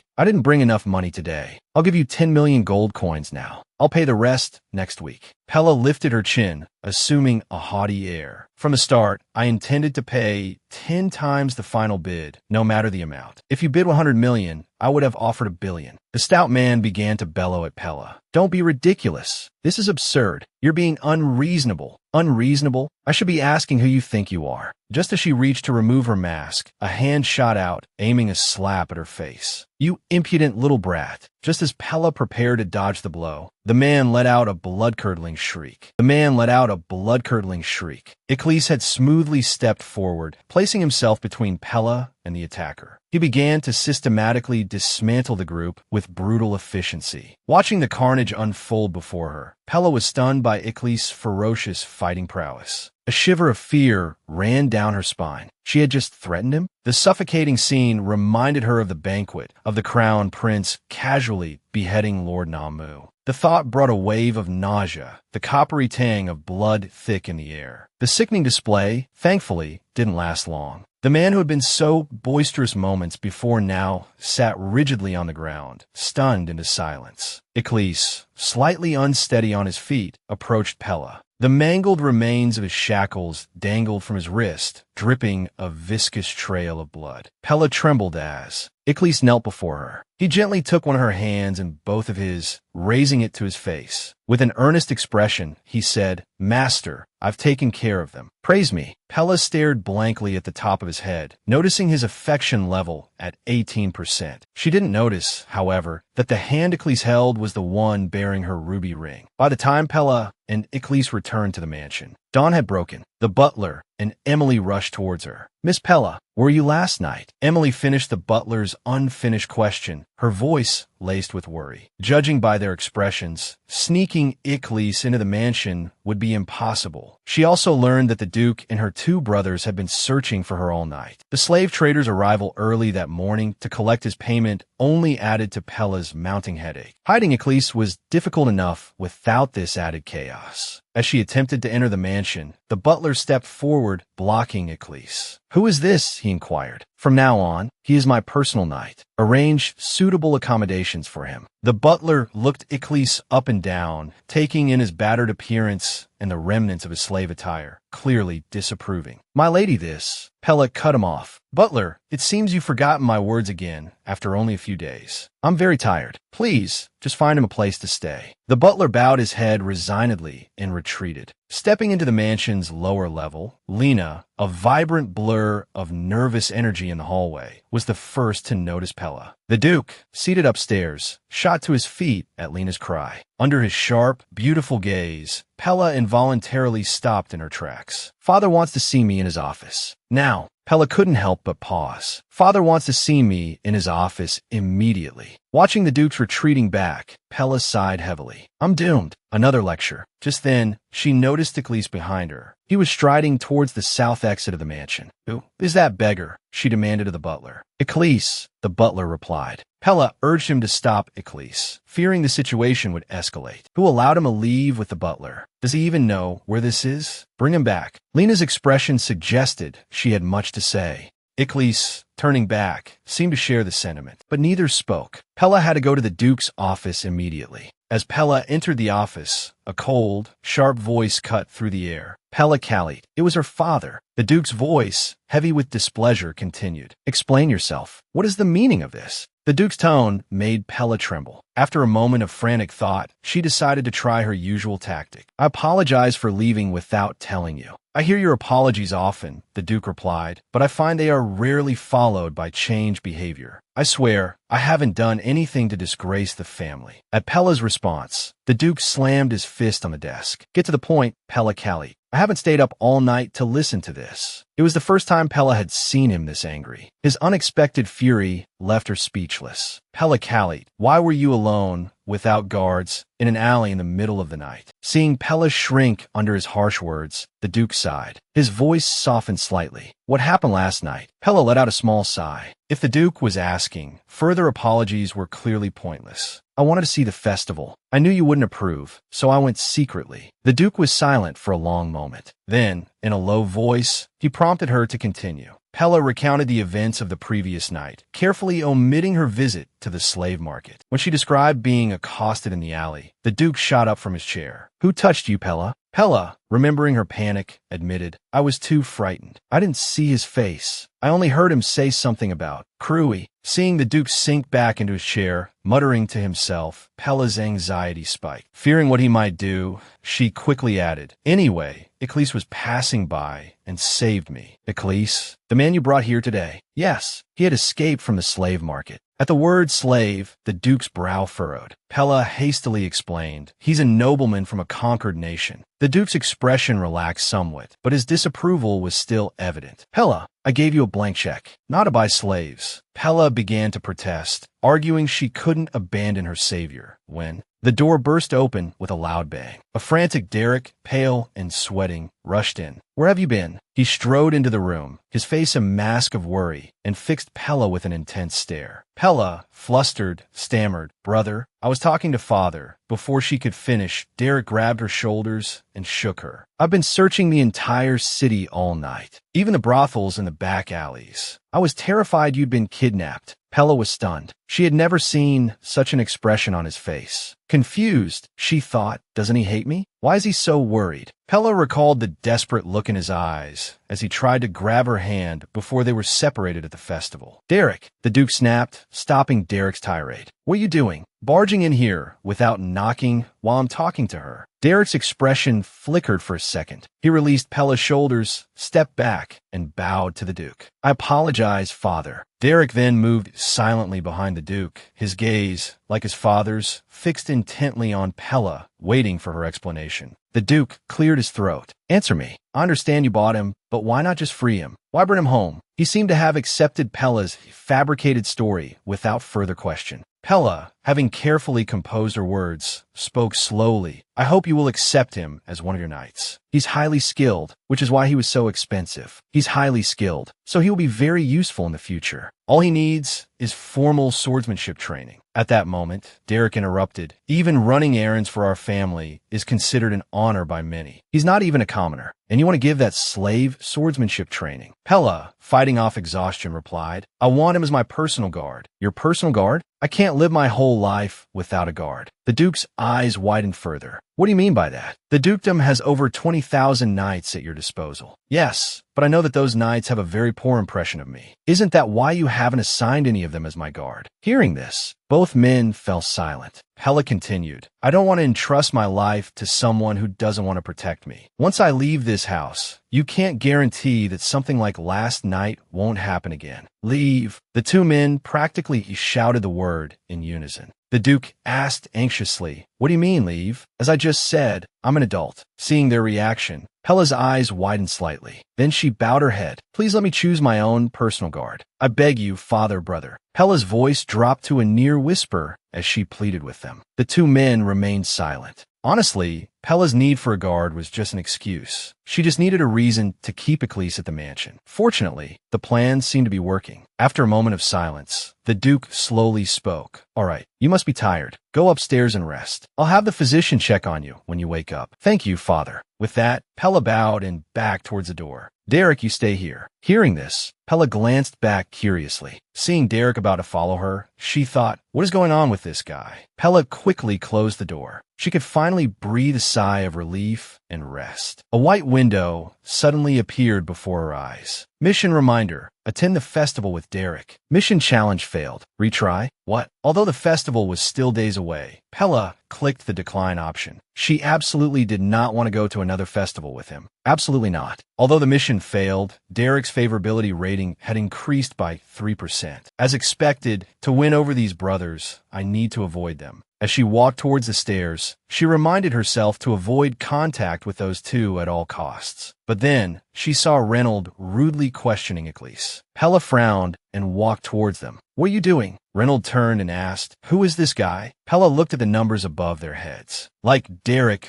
Reynolds' favorability had increased by 3% since their last encounter. Eclise, however, was a shining 18%. Pella, without hesitation, chose Eclise and instructed him to stand behind her. Seeing this, Reynold furrowed his brow. He let out an exasperated sigh. "Didn't you hear, Emily? He's my personal guard from now on." "Personal guard? You're using a magician as your personal guard? Are you out of your mind? And you even brought this guy back here. Have you forgotten what everyone says about you?" Pella, feeling like she might collapse from exhaustion at any moment, turned her back to him and said wearily, "I'm tired. We'll talk later." But as she tried to take a step, he blocked her path. As Pella tried to leave, Reynold immediately stopped her. In that instant, Pella felt Eclise tense behind her, radiating a sharp, almost hostile energy. He raised a hand and stopped Reynold. Pella couldn't let him get kicked out of the mansion within just an hour. She just had to keep Eclise's hand steady for 5 minutes. Reynold yelled, "You need a personal guard? Don't you spend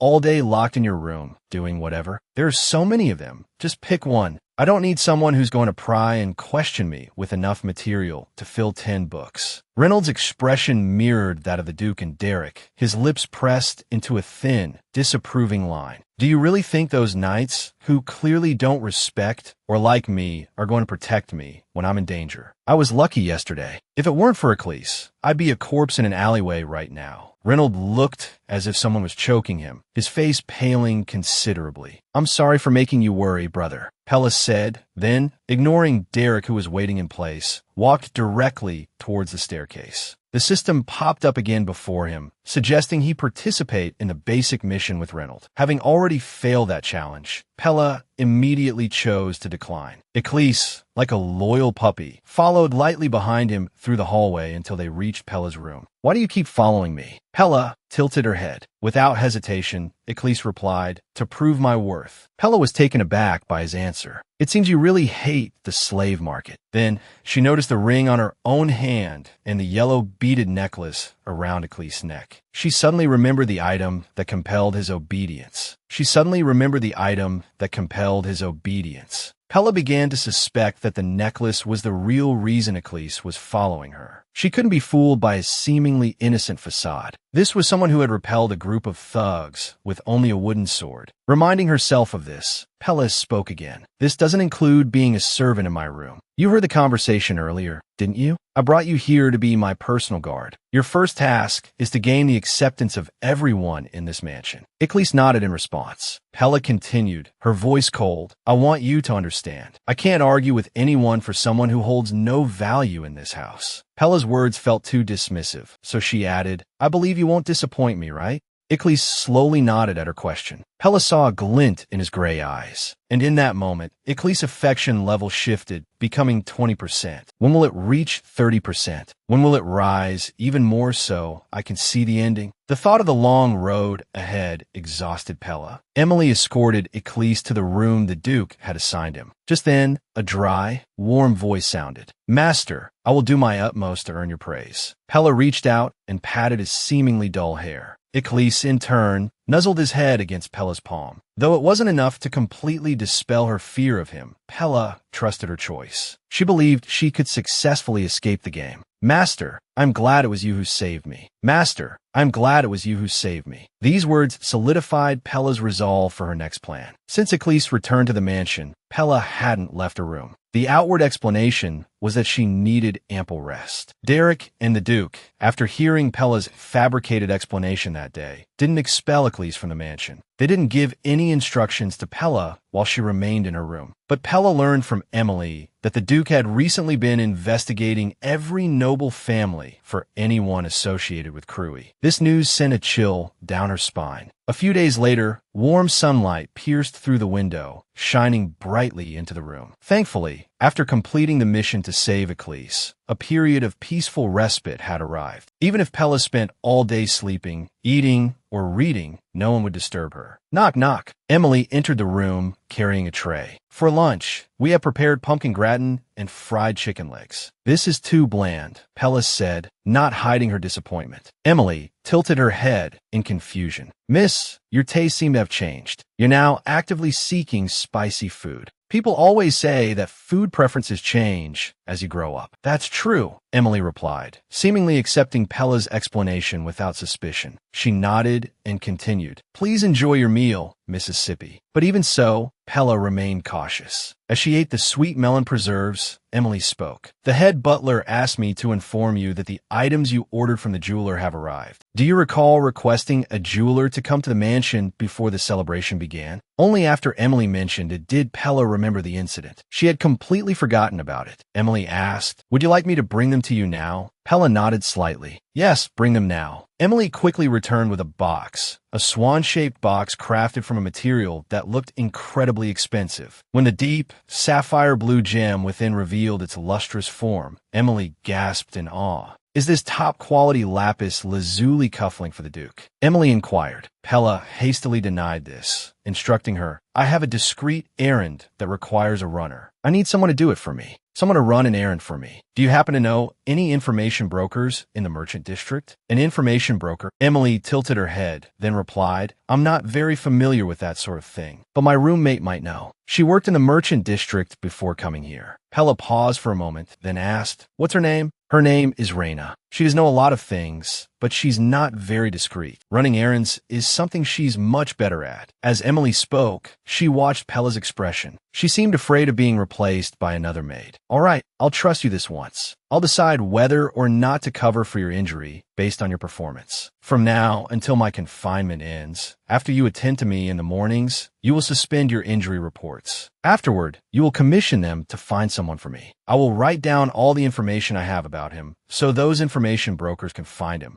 The gems in this jewelry box are yours to handle. Use them to pay the information broker's fees. But you mustn't commission just any information broker who finds people. Go to a place that specializes in trading rare information and items. The kind of high-class information broker frequented by the nobility. Yes, I understand. Leave it to me. In the game, it's said that Winter has numerous data points. One of the strongholds he runs is said to be the largest and most famous shop, so you should be able to find that place easily. Pella already knew that this individual held the titles of both Marquis and Cat Mage. They were the ones who retrieved Jean Chunny's clothes. After the clothes were returned to the Cowlett family, she kept searching for the benefactor who helped her return to her birth family. The only thing she knew about him was that he was a magician wearing a rabbit mask. Pella didn't want to be like the female protagonist in normal mode, attending every banquet just to meet Winter. Pella spoke again, and one more thing. Don't let them realize you're a maid serving a high-ranking noble. Make them think you're just an ordinary noble lady secretly searching for someone she fell in love with at first sight. Emily jumped at Pella's whispered words. Just then, a knock echoed from the door. Come in. The butler cautiously opened the door and bowed. An invitation from the Imperial Palace has arrived for Miss Pella. For me. Pella tilted her head in confusion. Yes, Mississippi. On the final day of the festivities, there will be a simple, triumphal banquet. I hear His Highness the Crown Prince himself will be hosting this banquet. The butler's prompt reply caused Pella to turn and look at him, stiff as a statue. The Crown Prince a silence fell. The words Crown Prince hung in the air like a curse. The scrapes on Pella's neck had long since healed, but just the thought of that man's voice made them ache faintly. Without a perfect excuse, Pella couldn't refuse an invitation from the Imperial Palace. What did Father say about this? The butler hesitated. That only you receive the invitation. Therefore, the Duke is not yet aware of this matter. Pella couldn't pretend this was no big deal. He's completely mad, that bastard. He's even crazier than he appeared in the game. That bastard hasn't forgotten me. Forget it? This is clearly deliberate. The next time we meet, he'll have to tell me exactly why he's obsessed with me. Remembering the chilling words he'd whispered in her ear, Pella shivered involuntarily. So, what shall we do about the invitation, miss? The butler inquired cautiously. What else can we do? Pella ran a hand through her hair and sighed. Pella sat back down in her chair and reclined. Tell him I'm ill, butler. I have a high fever. The butler's composure faltered for a moment, but only a moment. What a misfortune that our miss has fallen so ill. Is it due to a cold? Worthy of a professional who had worked in the mansion for 10 years. The butler quickly regained his composure and inquired about the cause. It would be better if you could say it's an after effect of that accident. I understand, Mississippi. The butler bowed politely and left the room. Emily, her voice laced with worry, asked, Miss, are you all right? Should I send for a doctor? Pella initially intended to refuse, but then changed her mind. Yes, send for a doctor. Let the rumor of my illness spread, at least until the Crown Prince forgets about me. Over the next few days, Emily reported to Pella, they were all rather unenthusiastic until I showed them the jewelry box. Their attitudes changed immediately. Emily continued, updating Pella on what had transpired during her 2-day trip to the information brokers. Emily's report continued until she mentioned a peculiar detail, a strange place where, aside from a single individual wearing a rabbit-eared mask, there was no one else. Good, Pella said. It's just as the game predicted. The fish has taken a bait. You've worked hard, Emily, especially in this rain. You can go back and rest now. Emily replied, Yes, Mississippi. I'll return by dinner time. Silence descended upon the room once more. Pella turned towards the window, the world outside shrouded in a veil of gray clouds. As a child, Pella had envied her friends, their mothers always there with umbrellas to shield them from the rain. She remembered the sting of other children's cruel questions as she crossed the playing field, soaked to the bone. Don't you have a mother? Each time, she had been consumed by embarrassment and shame. Suddenly, a memory, sharp and unwelcome, intruded upon her thoughts. A boy's petulant voice. Hurry up, driver. The forecast didn't say anything about rain. Now I'm completely soaked. This is so annoying. Then a secretary's hurried reply. Mr. Lee, let's just go home quickly, followed by the boy's dismissive retort. What about her? Who cares? She'll find her own way back. Just start the car, the boy had snapped. The roar of the engine fading into the distance. How irritating, Pella muttered, shaking her head, trying to dispel the melancholic memory. Rising to her feet, Pella felt the urgency to act. She yearned to escape this cursed game. Grabbing an umbrella, she left her room. The Duke's mansion, cloaked in a misty gray shroud, was eerily quiet. Pella walked slowly through the gardens, letting her steps guide her. Unconsciously, she found herself in a familiar place. The sound of a sword slicing through the air reached her from somewhere nearby. Even in the rain, they were training. Pella had heard that the knight's training regime had intensified. She wondered if Ecclese was among them. Drawn by the sound, she approached, but strangely, no one was there, except for a lone figure in the corner, wielding his sword. Shirtless, he moved with a mechanical precision, each swing a blur of motion. His back and arms were a tapestry of scars, varying in size and depth. He was a captivating sight, both brutal and strangely poignant. He must be cold, Pella thought. The man seemed oblivious to her approach. Then, with lightning speed, he turned.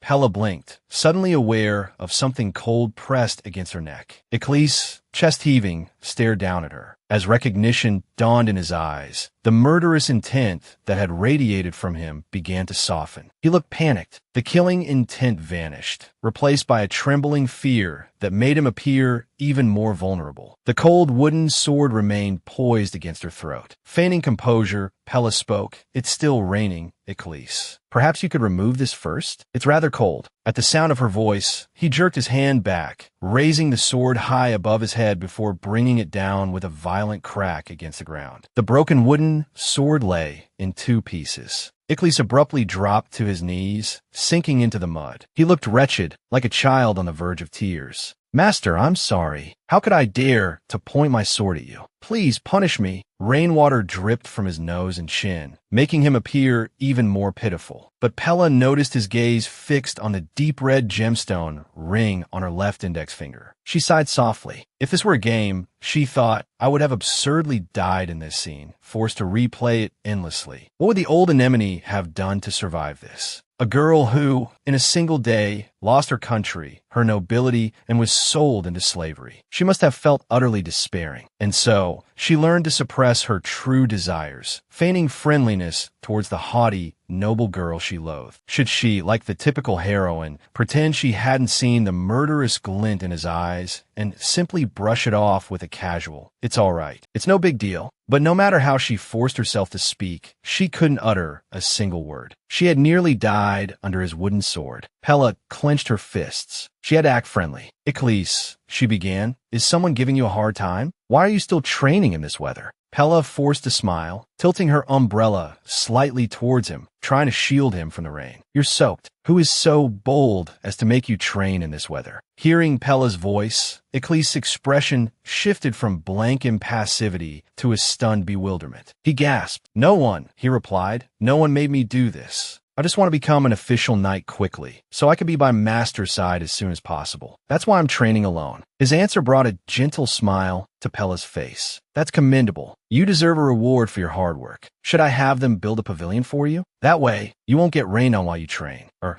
is there anything else you desire? Iklis silently shook his head. Pella glanced at his broken wooden sword. All right, I'll get you a new sword. This one is broken, after all. Iklis interrupted her. I wish Master would visit me more often. His unexpected request left Pella speechless. Master hasn't visited me since leaving me here. I thought Master had forgotten me. Pella scoffed inwardly at his words, unsure whether she was mocking him or herself. Pella finally understood the dissonance she felt. He could tear a person apart like a machine, yet here he was, kneeling before her with such ease. It was as if she, to gain his favor, had chosen to wear the mask of a benevolent master. And Iklis, to survive, had chosen the mask of a loyal dog. She had foolishly thought that her path to winning over Iklis wouldn't be as fraught with danger as the others. She had complacently believed it. He hadn't even suspected. But even so, there was no turning back now. If you wish, you can visit me anytime. At Pella's reply, Iklis smiled. In the cold air, Pella could see his breath trembling. You'll catch a cold, Iklis. Training is over for today. That's an order. Just as Pella turned to leave, Iklis called out to her. Pella glanced back, seeing him still kneeling. He made no attempt to rise, simply watching her. I almost hurt you. Pella's heart lurched. Not almost. He almost killed her. Despite her trembling lips, Pella forced a smile. Iklis, punishing a loyal knight over some trivial matter is something only a fool would do. And you didn't do it on purpose, right? Pella didn't give him a chance to answer, quickly walking away. She knew his gaze followed her until she disappeared from his sight. And thankfully, he didn't interrupt her departure again. Pella walked quickly, not caring that her skirt was getting wet. She understood now. Iklis' route was not safe. In truth, it wasn't entirely unexpected. She needed to meet with Pat quickly. She needed to secure her safety. In the blink of an eye, news arrived from Emily about the task she had been given. Miss, this is the information you requested. Pella accepted the letters and examined their contents one by one. Is this all? Pella asked, gesturing to the list attached to the letters. Emily glanced at the list, answering nervously. They said, Miss, that if you could provide more clues about the person, it would naturally be better. They could also,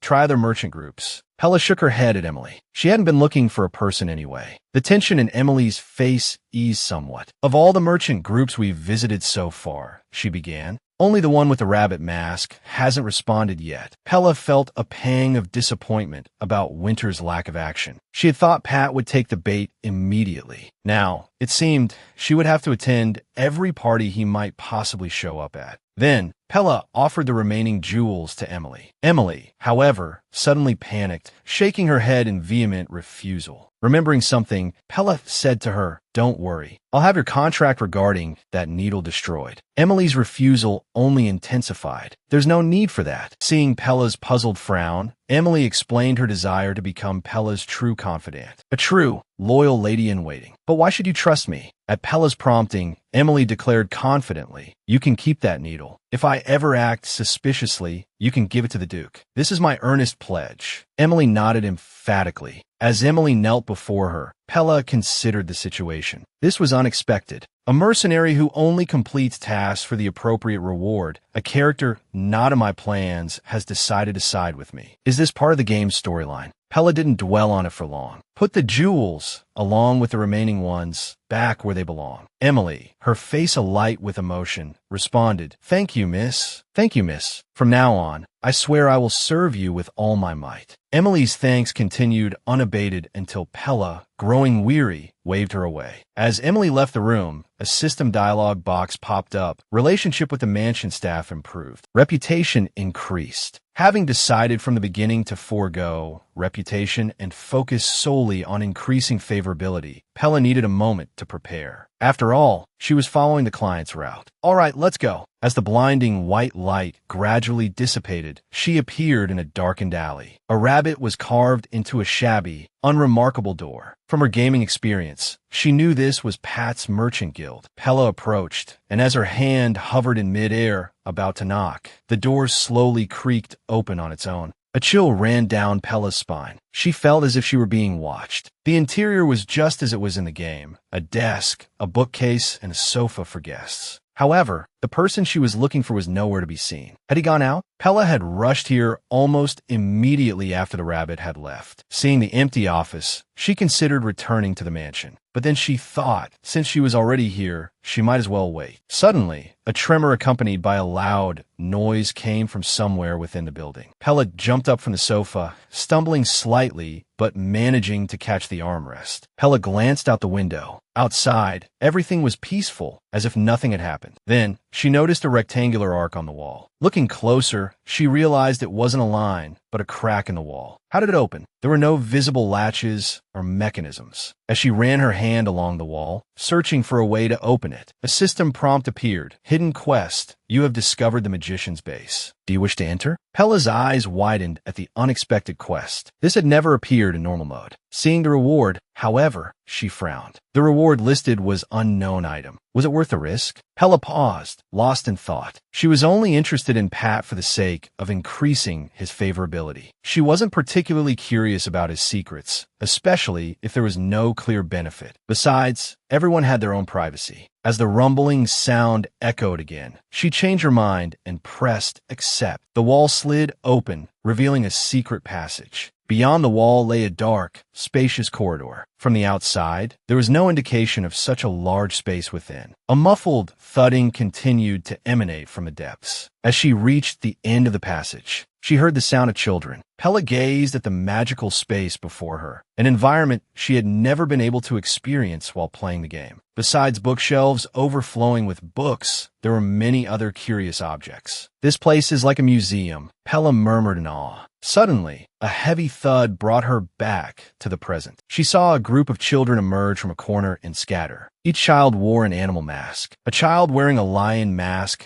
narrowly dodged a falling icicle. "Hey, be careful. If the box gets damaged, we're dead. The guild master will kill us." Pella looked towards the icicle. She could faintly make out an object encased within the ice, something vaguely familiar. If she remembered correctly, it was a holy relic of the ancient magicians. This necklace was obtained by Winter during his explorations in the North Wind. It was a magical item used by an ancient magician, an item that could influence Pat's storyline. At that moment, the child wearing the pig mask chanted a strange incantation. A beam of white light, like a laser, shot out from the top of the magical barrier. Pella hurried towards the children. "Just what are you doing?" she demanded, addressing the children who seemed poised to chant another strange spell. The children's gazes snapped towards her, making her the immediate center of attention. "Who's this lady?" one whispered. Pella, composing herself, affected a mature tone. "I'm not a lady," she explained. "I'm a guest of the Merchant Guild. Who are you, and what are you doing here?" "We're the chief disciples of the great magician, Dummy," one child blurted out. "Hey, you're not supposed to say that," another hissed. "And even guests aren't allowed in here." The children's chatter, a cacophony of voices, made it impossible for Pella to think. "Children, enough. Enough." Though no one immediately responded, the children's attention, thankfully, refocused on her. Seizing the moment, Pella quickly added, "It doesn't matter who I am or who you are. The problem is, you're about to damage a very rare artifact. Don't you have chisels or hammers? Did your master tell you to break the ice like that?" The children immediately deflated, their bravado gone. "Actually," one mumbled, "the guild master gave us these before he left." "But the ice is too thick," another chimed in. "These tools won't break it. Plus, there's magic on it. It keeps repairing itself. If the master were here, he could just use a spell." Pella sighed and held out her hand. Taking the tools, she walked towards the icy block. The children were right. The small holes they had chipped away were slowly freezing over. The newly formed ice wasn't perfect, though. Turning back, she asked the children to bring hot water. She'd learned this technique in university, thinking she'd never need it. She never imagined she'd be putting it into practice for the first time in a game. The children behind her grew excited, eager to help. It wasn't long before Pella, shifting from a crouch to a standing position, felt a sharp pain in her back. "Oh, my back," she groaned. Half of the chest was now free from its icy prison. The children, too, were exhausted. "It's all thanks to you, miss," one exclaimed. "Yeah, thanks for showing us how." Just then, a chilling voice echoed from behind them. "Who are you?" "I cast a spell. Ordinary people can't see or enter this place." "You're wearing a mask. Are you a magician too?" Pella turned, stiff as a robot, to face the speaker. A man wearing a rabbit mask stood some distance away. Pella swallowed, trying to formulate a response. She couldn't exactly say, "I'm here for a hidden side quest," could she?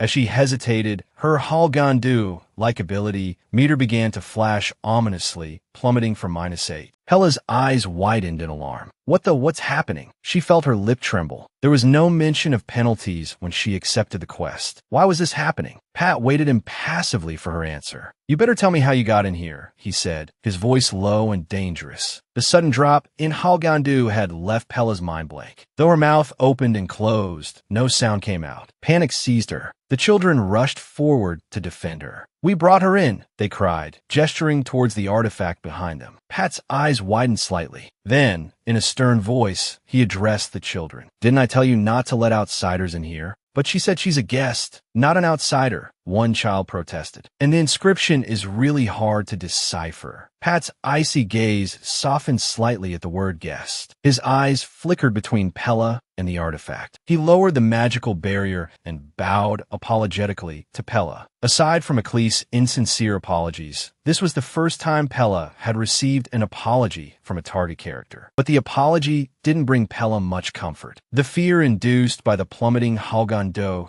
the fear of some unknown penalty, had shaken her deeply. Already unnerved by this world, Pella barely had the energy to be wary of potential dangers. Suppressing the urge to bolt, she stammered, "I'm so sorry. I didn't know this was a secret space. I've overstepped my bounds." Pat looked surprised. Gesturing towards the artifact, he invited her closer. "Please come this way." It was clear he didn't want her lingering near the entrance. What kind of game is this? Pella thought miserably. I'm never taking another quest like this again. Negative emotions churned within her. Suddenly, the noblewoman's voice rang out. "Goodbye. Let's play again next time." 5 small figures wearing masks waved at Pella. The children who had just helped her brought a finger to their lips and made a shushing gesture. Pella waved back in thanks. She was touched by their concern for her, though she couldn't quite read their expressions behind the masks. Smiling gently, she walked in silence towards the exit. She thought about the demonic staff, its seals layered one upon another like multiple locks on a door, waiting to be undone. Finally, Pat lowered his wrist. "Thank you for looking after the children," he said, "but it's quite late now. I can't accept a commission. Please come again next time." Hearing his words, Pella glanced out the window, realizing with a jolt that she had unknowingly spent a considerable amount of time there. It looked like she was going to be lectured by the Duke again. "I'm not here to commission a task," Pella countered. "I came after receiving a message from the White Rabbit. I've been waiting here for a while, and no one came." I don't have the time to make another trip. To her surprise, Pat dipped his head apologetically. Most clients come a day or two after receiving the message, he explained. I didn't expect you to arrive so quickly. It was an oversight on my part. Pella's face flushed crimson. Was there some kind of unspoken rule among nobles about this? Now she was the one who looked like an eager beaver, rushing to pick up a commission the moment she received the message. And the guild master she was so eager to see was making her wait. Muttering under her breath, Pella said, "Just pretend I didn't say anything. Let's call it even." She turned to leave the guild. Pat's voice, laced with concern, stopped her. "I can't let a benefactor of those children leave like this," he said, "especially after making you wait." "It's fine," Pella replied. "It's not that big of a deal. I need to get back quickly." Pat cut her off, his voice earnest. "Miss, please give me another chance." Pella had been about to refuse his offer, but when she saw his affection rating flicker and rise to 6%, she changed her mind. "Then tell me the results of your investigation," she conceded. "Do you know, miss," Pat began, "very few people realize that this merchant guild is run by a mage. And no one who has seen my secret has ever walked away," he added, his voice low. "Are you going to kill me?" Pella asked, startled.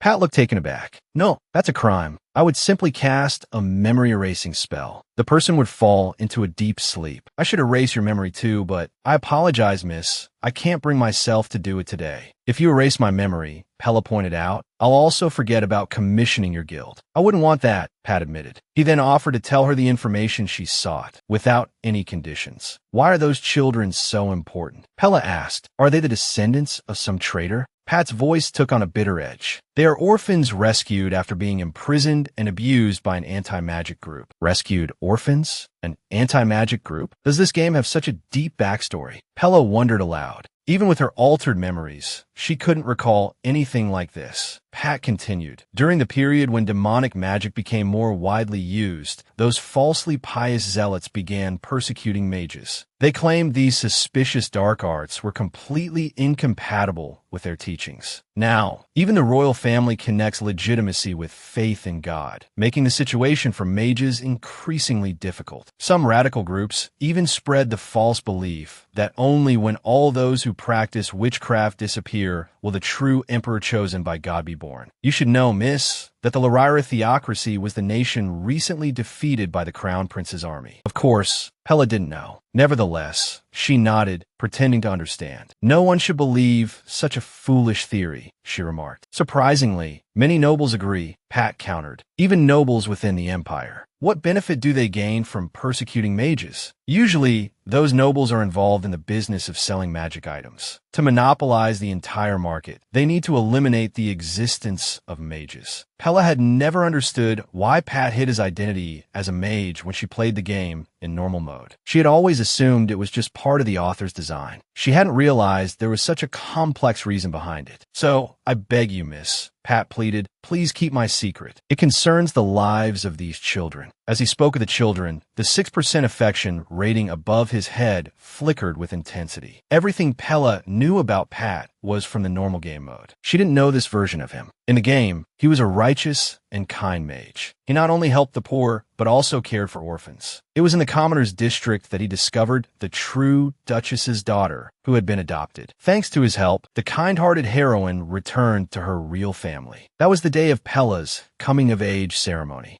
Considering the story's premise, a question arose unbidden in Pella's mind. Why would the kind and generous, yet formidable, Pat repeatedly bring back the villainous to the fake coming-of-age ceremony? Wasn't it obvious he was deliberately humiliating her? Pat, sensing her unease, cleared his throat softly. He gently squeezed Pella's trembling hand and opened the options menu, which he had closed some time ago. The options menu appeared before her eyes. Seeing the system's contents, Pella couldn't suppress a sigh. After a long silence, she spoke. "If I reveal the children's situation, what will you do?" The aura emanating from Pat was completely different now. "Then, dear guest, your insignificant noble status will also be in danger." He deliberately emphasized the word status. It no longer felt like a request, but a warning, a confirmation that their amiable facade was just that, a facade. Pella closed the options menu and responded with genuine sincerity. "Don't worry. I'll keep my mouth shut. Are we done? It's getting late. I should go back." Pella rose from her chair, feeling a pathetic sense of relief. Pat also stood, following behind her with a curious gaze. What about the information, miss? About the person you were looking for? Pella had already made her decision in a split second. I don't need it anymore, she said with an indifferent tone. I've already learned who he is through another informant. Pat froze, taken aback. This was clearly an unexpected answer. He might be more normal than the other potential romantic interests. But after that incident, her plans to raise his Halgandu, likability/affection level, had completely gone down the drain. Besides, Pat was about to meet the female protagonist anyway. And now, to him, she was just a ticking time bomb who knew his secret. She would rather pursue other characters who hadn't yet encountered the protagonist. Right, you said you'd give me information for free if I kept the secret, didn't you? Pella turned back, placing the white handkerchief and the swan-shaped box on the table. I don't need the information.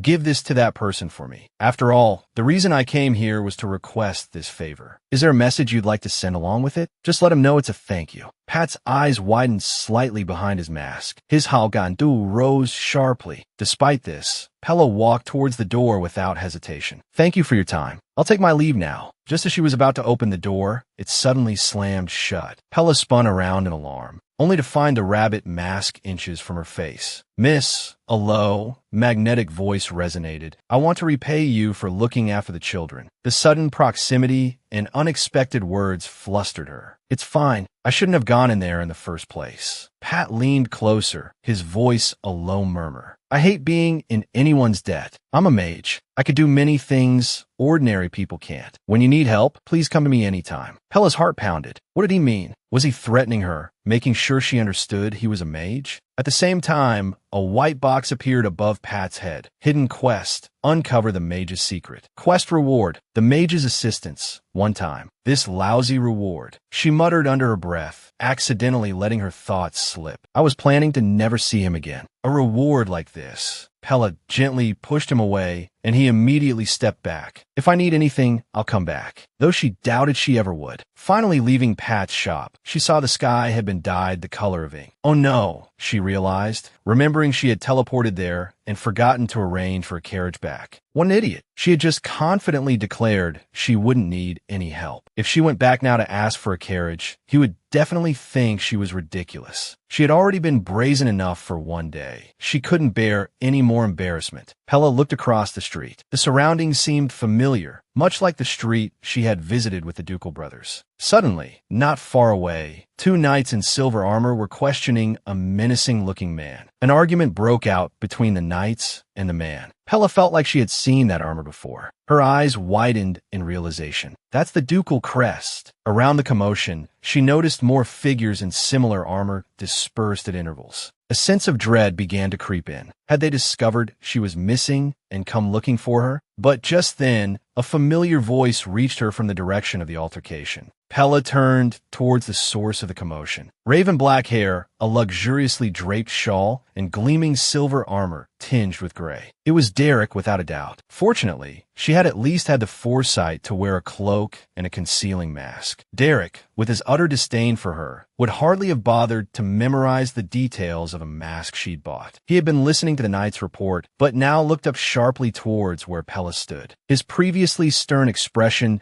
slowly morphed into a frown. Before he could fully recognize her, Pella spun around and fled back the way she had come. Her needless bravado had lasted less than 5 minutes before she decided to desperately call for help. Her unnecessary bravado had crumbled in less than 5 minutes, leaving Pella scrambling to invoke the assistance promised as a reward. An awkward silence filled the air. Surprisingly, Pat was still standing impassively by the door. Pella had never been so grateful for the anonymity her mask provided, shielding her burning shame. Slamming the door shut, Pella blurted out, I apologize for my sudden change of heart, but is the help you offered me still available? Hearing Pat's affirmation, Pella continued, then please take me to Hamilton Street. Now, Pat seemed to consider the location of Hamilton Street for a moment. Pella's only concern was whether Derek had recognized her. She had to get home before him, no matter what. Pat asked, puzzled, why she wasn't accompanied by guards. Pella deflected, saying, every lady has her secrets, don't they? With that, he pulled something from his pocket and extended a hand towards Pella. Pella placed her hand in his. A white, shimmering frame appeared before them. A system message flashed, using one instance of magical assistance. Now traveling to Hamilton Street. You might feel a little dizzy, he warned, just as the white light flared, blindingly bright. When she could see again, she and Pat were standing in a deserted alley. Strangely, Pat's magical transport felt exactly like the system's teleportation. You can let go now, Pat said beside her. HM? What? Pella blinked, tilting her head. Following his gaze, Pella looked down and saw their hands still clasped together. Startled, she yanked her hand away and jumped back. Ignoring the awkward moment, Pella offered her sincere thanks. Bud bomed politeli. It was my pleasure to repay your kindness, Mississippi. Pella cleared her throat. His humility seemed at odds with his eccentric mage persona. You truly are trustworthy, she said, studying him with a curious gaze. Will you be visiting our establishment again? Pella met his eyes, a small smile playing on her lips. Is there any reason for us to meet again? A cold breeze swept through the alley, leaving a pregnant silence. They stood masked, their true identities hidden, though each was aware of the other's secret. Pella continued to feign ignorance of his true nature. For his sake, and her own, as they stood on the precipice of meeting the heroine, further entanglement would be unwise. They held each other's secrets, a dangerous bond. Just as Pella turned to leave the alley, Pat's voice drifted after her. If that person receives the item and has a response, may I relay it to you? Pella paused, glancing back at him over her shoulder. That won't be necessary, she replied with a gentle smile. She couldn't imagine the expression hidden beneath his mask. After parting ways with Pat, Pella immediately made her way back towards the hidden entrance, the dog hole, as it were. She crouched down, and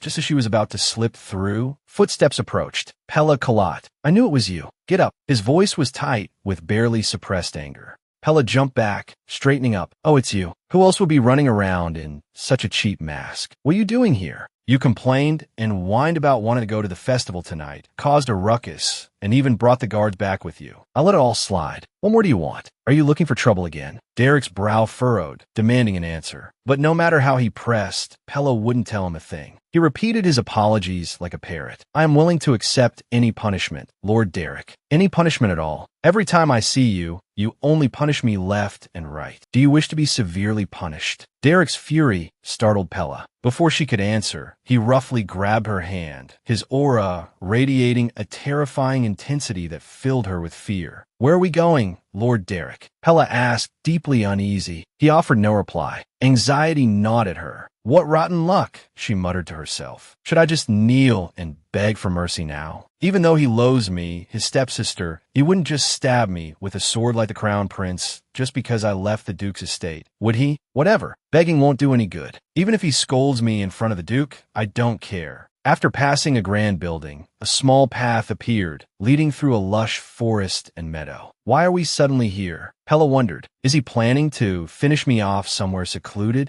Pella stopped at a signpost. Wait a moment. Derek turned to her, his voice icy. Didn't you say you wanted to be punished? Follow me. And no complaining. Pella had no choice but to obey. Although they hadn't walked far, fatigue quickly set in. Is the punishment mountain climbing? Pella puffed, her face flushed. If so, he really is a cruel bastard. Wait, what now? She responded to his irritated grunt. Despite her fear, Pella protested weakly. You're walking too fast. It's hard to keep up. To her surprise, he actually slowed his pace. Seeing Derek's unexpected consideration, Pella felt a flicker of relief. At least she wouldn't be summarily executed. They continued in silence for a long while. Exhausted, Pella finally sighed. We're here at last. Looking up, she gasped, her eyes widening at the sight before her. In normal mode, there was no festival scene. As for hard mode, Pella had never survived long enough to trigger it. Everything she now saw was something she had never witnessed in the game, never even imagined experiencing. The sheer beauty of the city. Always on guard, she had lived in constant anticipation of potential dangers, both in the game and in reality. She had never taken the time to appreciate the world around her. But now it all felt so real, despite being just a game setting. Just then, Derek raised his hand and pointed. Look there. Pella followed his gesture. A man was running, fleeing pursuers. He seemed to have stolen something. Such incidents were common during festivals, both in reality and in games. People were the same everywhere. Watching the same scene, Derek spoke, "Those thieves are nothing. Amidst the festivities, far more dangerous criminals lurk around you. In places you can't see, far worse things are happening. Just yesterday, there was a murder at a nearby tavern. But a sheltered young lady like yourself wouldn't know about such things." Pella looked up at Derek, puzzled. Why was he telling her this? A sneer touched his lips. "Are you planning to mingle with such lowlifes?" Pella sighed. After a brief silence, she replied, "I swear I haven't done anything to disgrace the family. I'm not a child anymore, Lord Derek. While I may have been reckless, I'm not stupid enough to court death. A young lady sneaking out through a dog door? That's clever. What were you doing in the market district? Do I even have to ask? You'd better tell me." "I was looking for an information broker who could help me find someone." Pella weaved truth and lies into a new narrative, a tactic she often employed with Derek. "Someone helped me at the palace, but I lost something he lent me. I wanted to apologize." Pella watched Derek's face, a thrill of satisfaction coursing through her as he visibly stiffened. "I'm talking about you, Derek. You're the one who had the servants throw away the handkerchief." Feeling guilty now, Derek remained silent for a moment before speaking with difficulty. "If that's the case, why not have the servants handle it? An unmarried young lady seeking out a man of unknown origins, such rumors would shame the family." Pella smoothly proposed her plan. This was her chance. He needed to change. Derek's impression of Pella, the villainess, needed to shift. She was no longer the incessantly screaming, good-for-nothing parasite he'd always perceived her to be. Only then would he not worry about her causing trouble. Derek sighed deeply. "You'll be an adult soon," he began. "Even if you don't tell me where you're going, I won't stop you. Next time, don't crawl through the dog door. I'll talk to the butler. Or you can go out with that slave you brought back." Watching Derek's favorability increase, Pella couldn't comprehend not only his kindness, but also his words. If she died outside, shouldn't he be happy? Why was he suddenly being nice? Pella, her eyes filled with confusion, asked, "Aren't you going to punish me?" Derek's frown served as his reply. He suddenly reached out to Pella and plucked the mask from her face. "This is confiscated. It's unbecoming of the Khalid family," he reiterated, his hand still outstretched after removing her mask. "This is confiscated. It's unbecoming of the Khalid family." Pella looked up at Derek through her now unobstructed vision. He appeared cold and angry, yet there was a hint of amusement in his expression. Was she imagining it? Then, Derek suddenly spoke, a bracelet of pink crystal and rubies resting in his large hand. "These jewels are imbued with magic. As long as you wear it, you can cast protection and illusion spells. The mage who gave me this said, it will make you appear to others as a boy your age. The cheap ones you had before were all broken, so I replaced them with the best garnets." Derek added, his tone sounding almost like a grumble. Pella glanced at the bracelet in his palm. This was from the first day of the festivities, the night she'd run off to rescue Icarus. Derek had taken a liking to the bracelet then. Looking at its deep purplish-red color, he had thought it similar to Pella's hair, but he'd never imagined he would give it to her as a gift. She had assumed he was thinking about clothes. This was the second gift Derek had given her. Pella lifted her head, gazing once more into his blue eyes, feeling a profound sense of unfamiliarity. Without thinking, she blurted out, "Why are you giving me this bracelet?" Rather than expressing gratitude for the gift, Pella was more inclined to be suspicious. After all, he had that history with Rarik. "Don't you dislike my extravagant spending?" For some reason, Pella's words made Derek slightly uncomfortable. "Don't you like jewelry?" "I do, but I like the kind that isn't stolen, isn't taken, and belongs completely to me." Pella wasn't sure how much Derek understood of what she was saying, but she was certain his face had stiffened. He knew what she meant. "If you don't want it, then throw it away," he said, "and stop those ridiculous antics." Derek turned and quickly descended the hill. Pella wondered if she should follow. Suddenly, a white window appeared before her eyes. Pella froze. Hadn't she refused this quest? She was sure she had pressed decline. But why had it succeeded? From a system rewards, she received Derek's increased favorability, the beautiful bracelet, and something called a mizan. Finally, Pella bent down and picked up the bracelet from the ground. As she brushed the dust from her cloak, a wave of sadness washed over her. To be in such a difficult situation, to have to be grateful and accept such things. A wave of sadness washed over her. To be in such a difficult situation, to have to be grateful and accept such things. Watching Derek's retreating figure, she grumbled, couldn't he have just said it was a gift? Jerk! The month-long festival was finally coming to an end. Emily was practically buzzing with excitement. Because it was the last day, there would be even more parades, acrobats, and fireworks. But Pella had no desire to go. She sat at her desk for a long time. It had been a while since she'd arrived here. During the festival, she had interacted with each of them. It seemed it was time to enter the important chapters of the game. In the early days after her arrival, every day had felt like a brush with death. Of course, she was still walking a tightrope. She had a long way to go. Pella opened a drawer and retrieved a hidden sheet of paper. Written on it were the basic settings for the male leads. She looked at Derek and Helena's favorability ratings, especially Reeric's. His was much lower than the other male leads. But considering it had started in the negatives, it had risen by a considerable 20%. As much as Derek's. In short, gaining favor with both of them. There's nothing to be happy about, because I haven't acted as recklessly as the original Pella. Maintaining the status quo with them is enough. As for Pat, he's out of the picture after the last hidden mission. And the next one is the Crown Prince, who isn't even a consideration. Pella drew several excess in quick succession, then moved on to the next. As expected, only Icarus remained. Just then, a knock echoed from the door. It was the Duke's butler, informing her that dinner was ready. Pella blinked. It was a rare invitation. It was the Duke's butler, informing her that dinner was ready. Pella blinked. It was a rare invitation.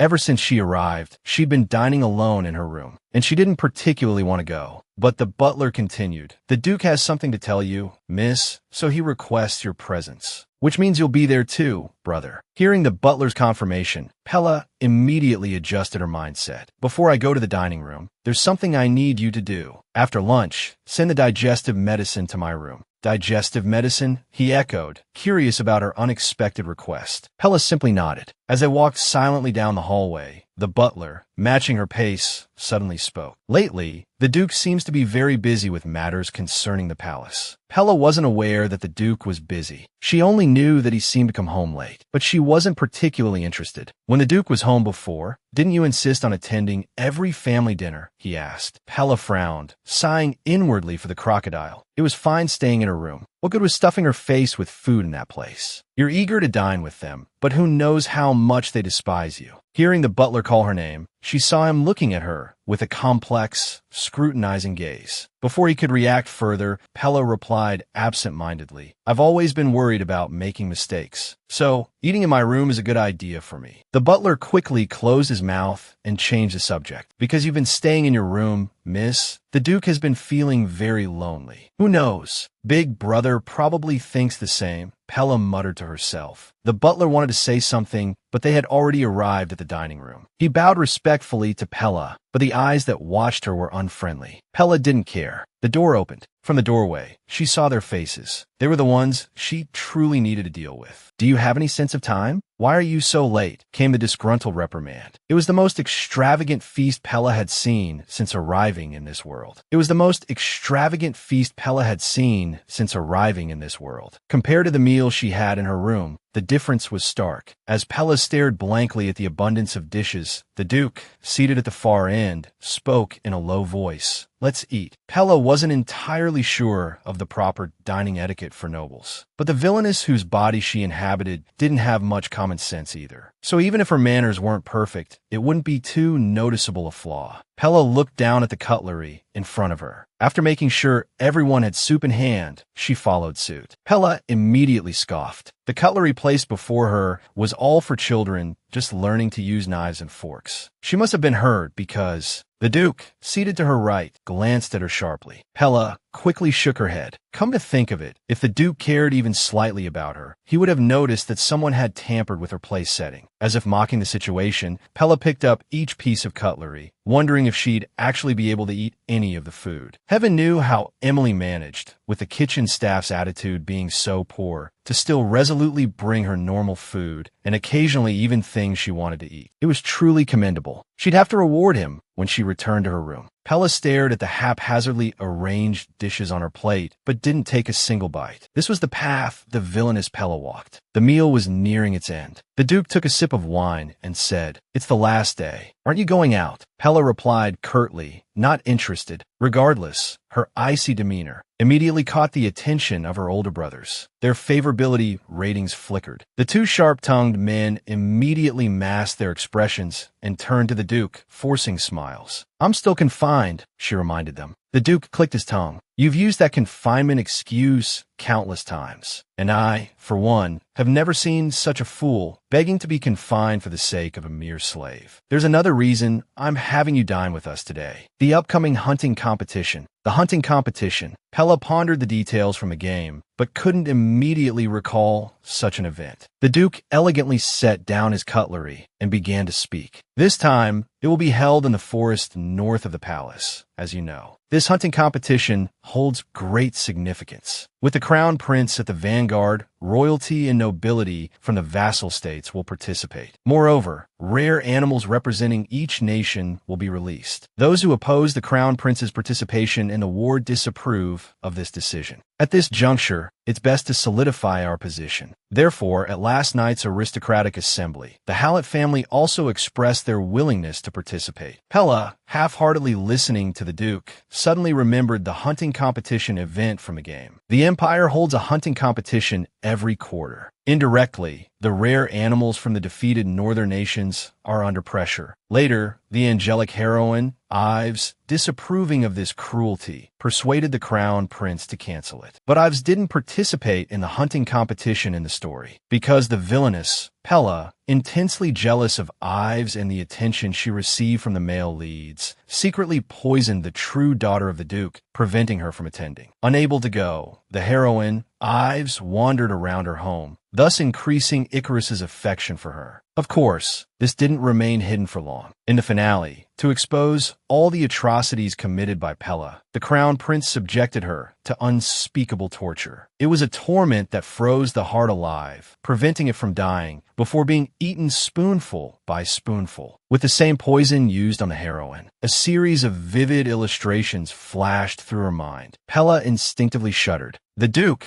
who had been discussing the aristocratic assembly, suddenly turned to her. Pella hadn't been listening to a word he'd said. She stammered a reply, startled like a fool. Fortunately, the Duke didn't seem to notice. "Through this assembly's vote, the ban prohibiting your participation has been lifted. What do you think, Pella?" Unable to immediately answer the Duke's question, Pella was bewildered. What ban? She knew nothing about it. The villainous Pella had apparently done something at a previous hunting competition that resulted in her being barred from attending. As she hesitated, the Duke asked again if she wanted to participate. "If you wish to compete, I will inform them to prepare your hunting equipment." Just then, a loud bang echoed as someone slammed their fist on the table. "That lunatic!" a voice shrieked. "No, that woman. She did it last year. She'll definitely do it again this year." The pink-haired girl, who had slammed her fist on the table, continued to yell. "That lunatic! No, that woman. She did it last year. She'll definitely do it again this year." Ever since that incident, all the noble ladies had wished to see Pella imprisoned. Although the Duke had tried to intervene, the pink-haired girl, Lana, continued, glaring furiously at Pella. Utterly confused, Pella, with the villainess's characteristic audacity, asked, "What did I do?" "Are you asking because you don't know?" "Of course you don't know. Why else would you ask?" Pella wanted to throw those words back in Lana's face, and almost did. But she had to restrain herself. To understand the full story, Pella goaded Lana to reveal everything. However, the answer came from an unexpected source. "You pestered father to make you a 10-stringed lute. You've probably forgotten, haven't you? Even though it was dangerous, you still brought it with you. Then, at the tea party, you flew into a rage, threatening to kill Countess Kylan and her entourage. Finally, the guards subdued you like a wild animal. For a long time afterward, rumors circulated that someone in the Hallett family had taught a chimpanzee how to use a 10-stringed lute." Pella was speechless. She couldn't escape these outrageous acts. After all, she was the most wicked villain in the game. Such behavior was expected of her. Pella remained silent. The Duke, however, intervened, silencing them both. "Pella, you remember, don't you? We, the Hallett family, must be discreet. Isn't that right?" "Of course, father. I won't disappoint you this time," Pella replied instantly. Hearing the grinding of teeth from the side, she thought, "If only I had some medicine." "Well, that's all I wanted to say." The Duke tapped his finger lightly on the table, signaling the end of his pronouncements. The dining room doors opened, and the head chef entered, pushing a trolley. Dessert? She hadn't even eaten anything, and dessert was already being served. Pella stared dejectedly at the head chef. The dining room was bathed in a soft, warm light. The flickering candlelight seemed to weave a luxurious and mysterious tapestry. The table was laden with exquisite dishes, each a testament to the chef's skill, adding an air of anticipation to the dinner. Against this backdrop of opulence, Pella felt a profound and inexplicable sense of defeat and loneliness. Her eyes held a distinct sadness, her stomach gnawing with hunger, yet she hadn't managed to eat a single bite. The table was already laden with tempting desserts. Pella, her gaze inadvertently despondent, watched the chef, her heart filled with a mixture of confusion and resentment. As tea was served to the Duke and Derek,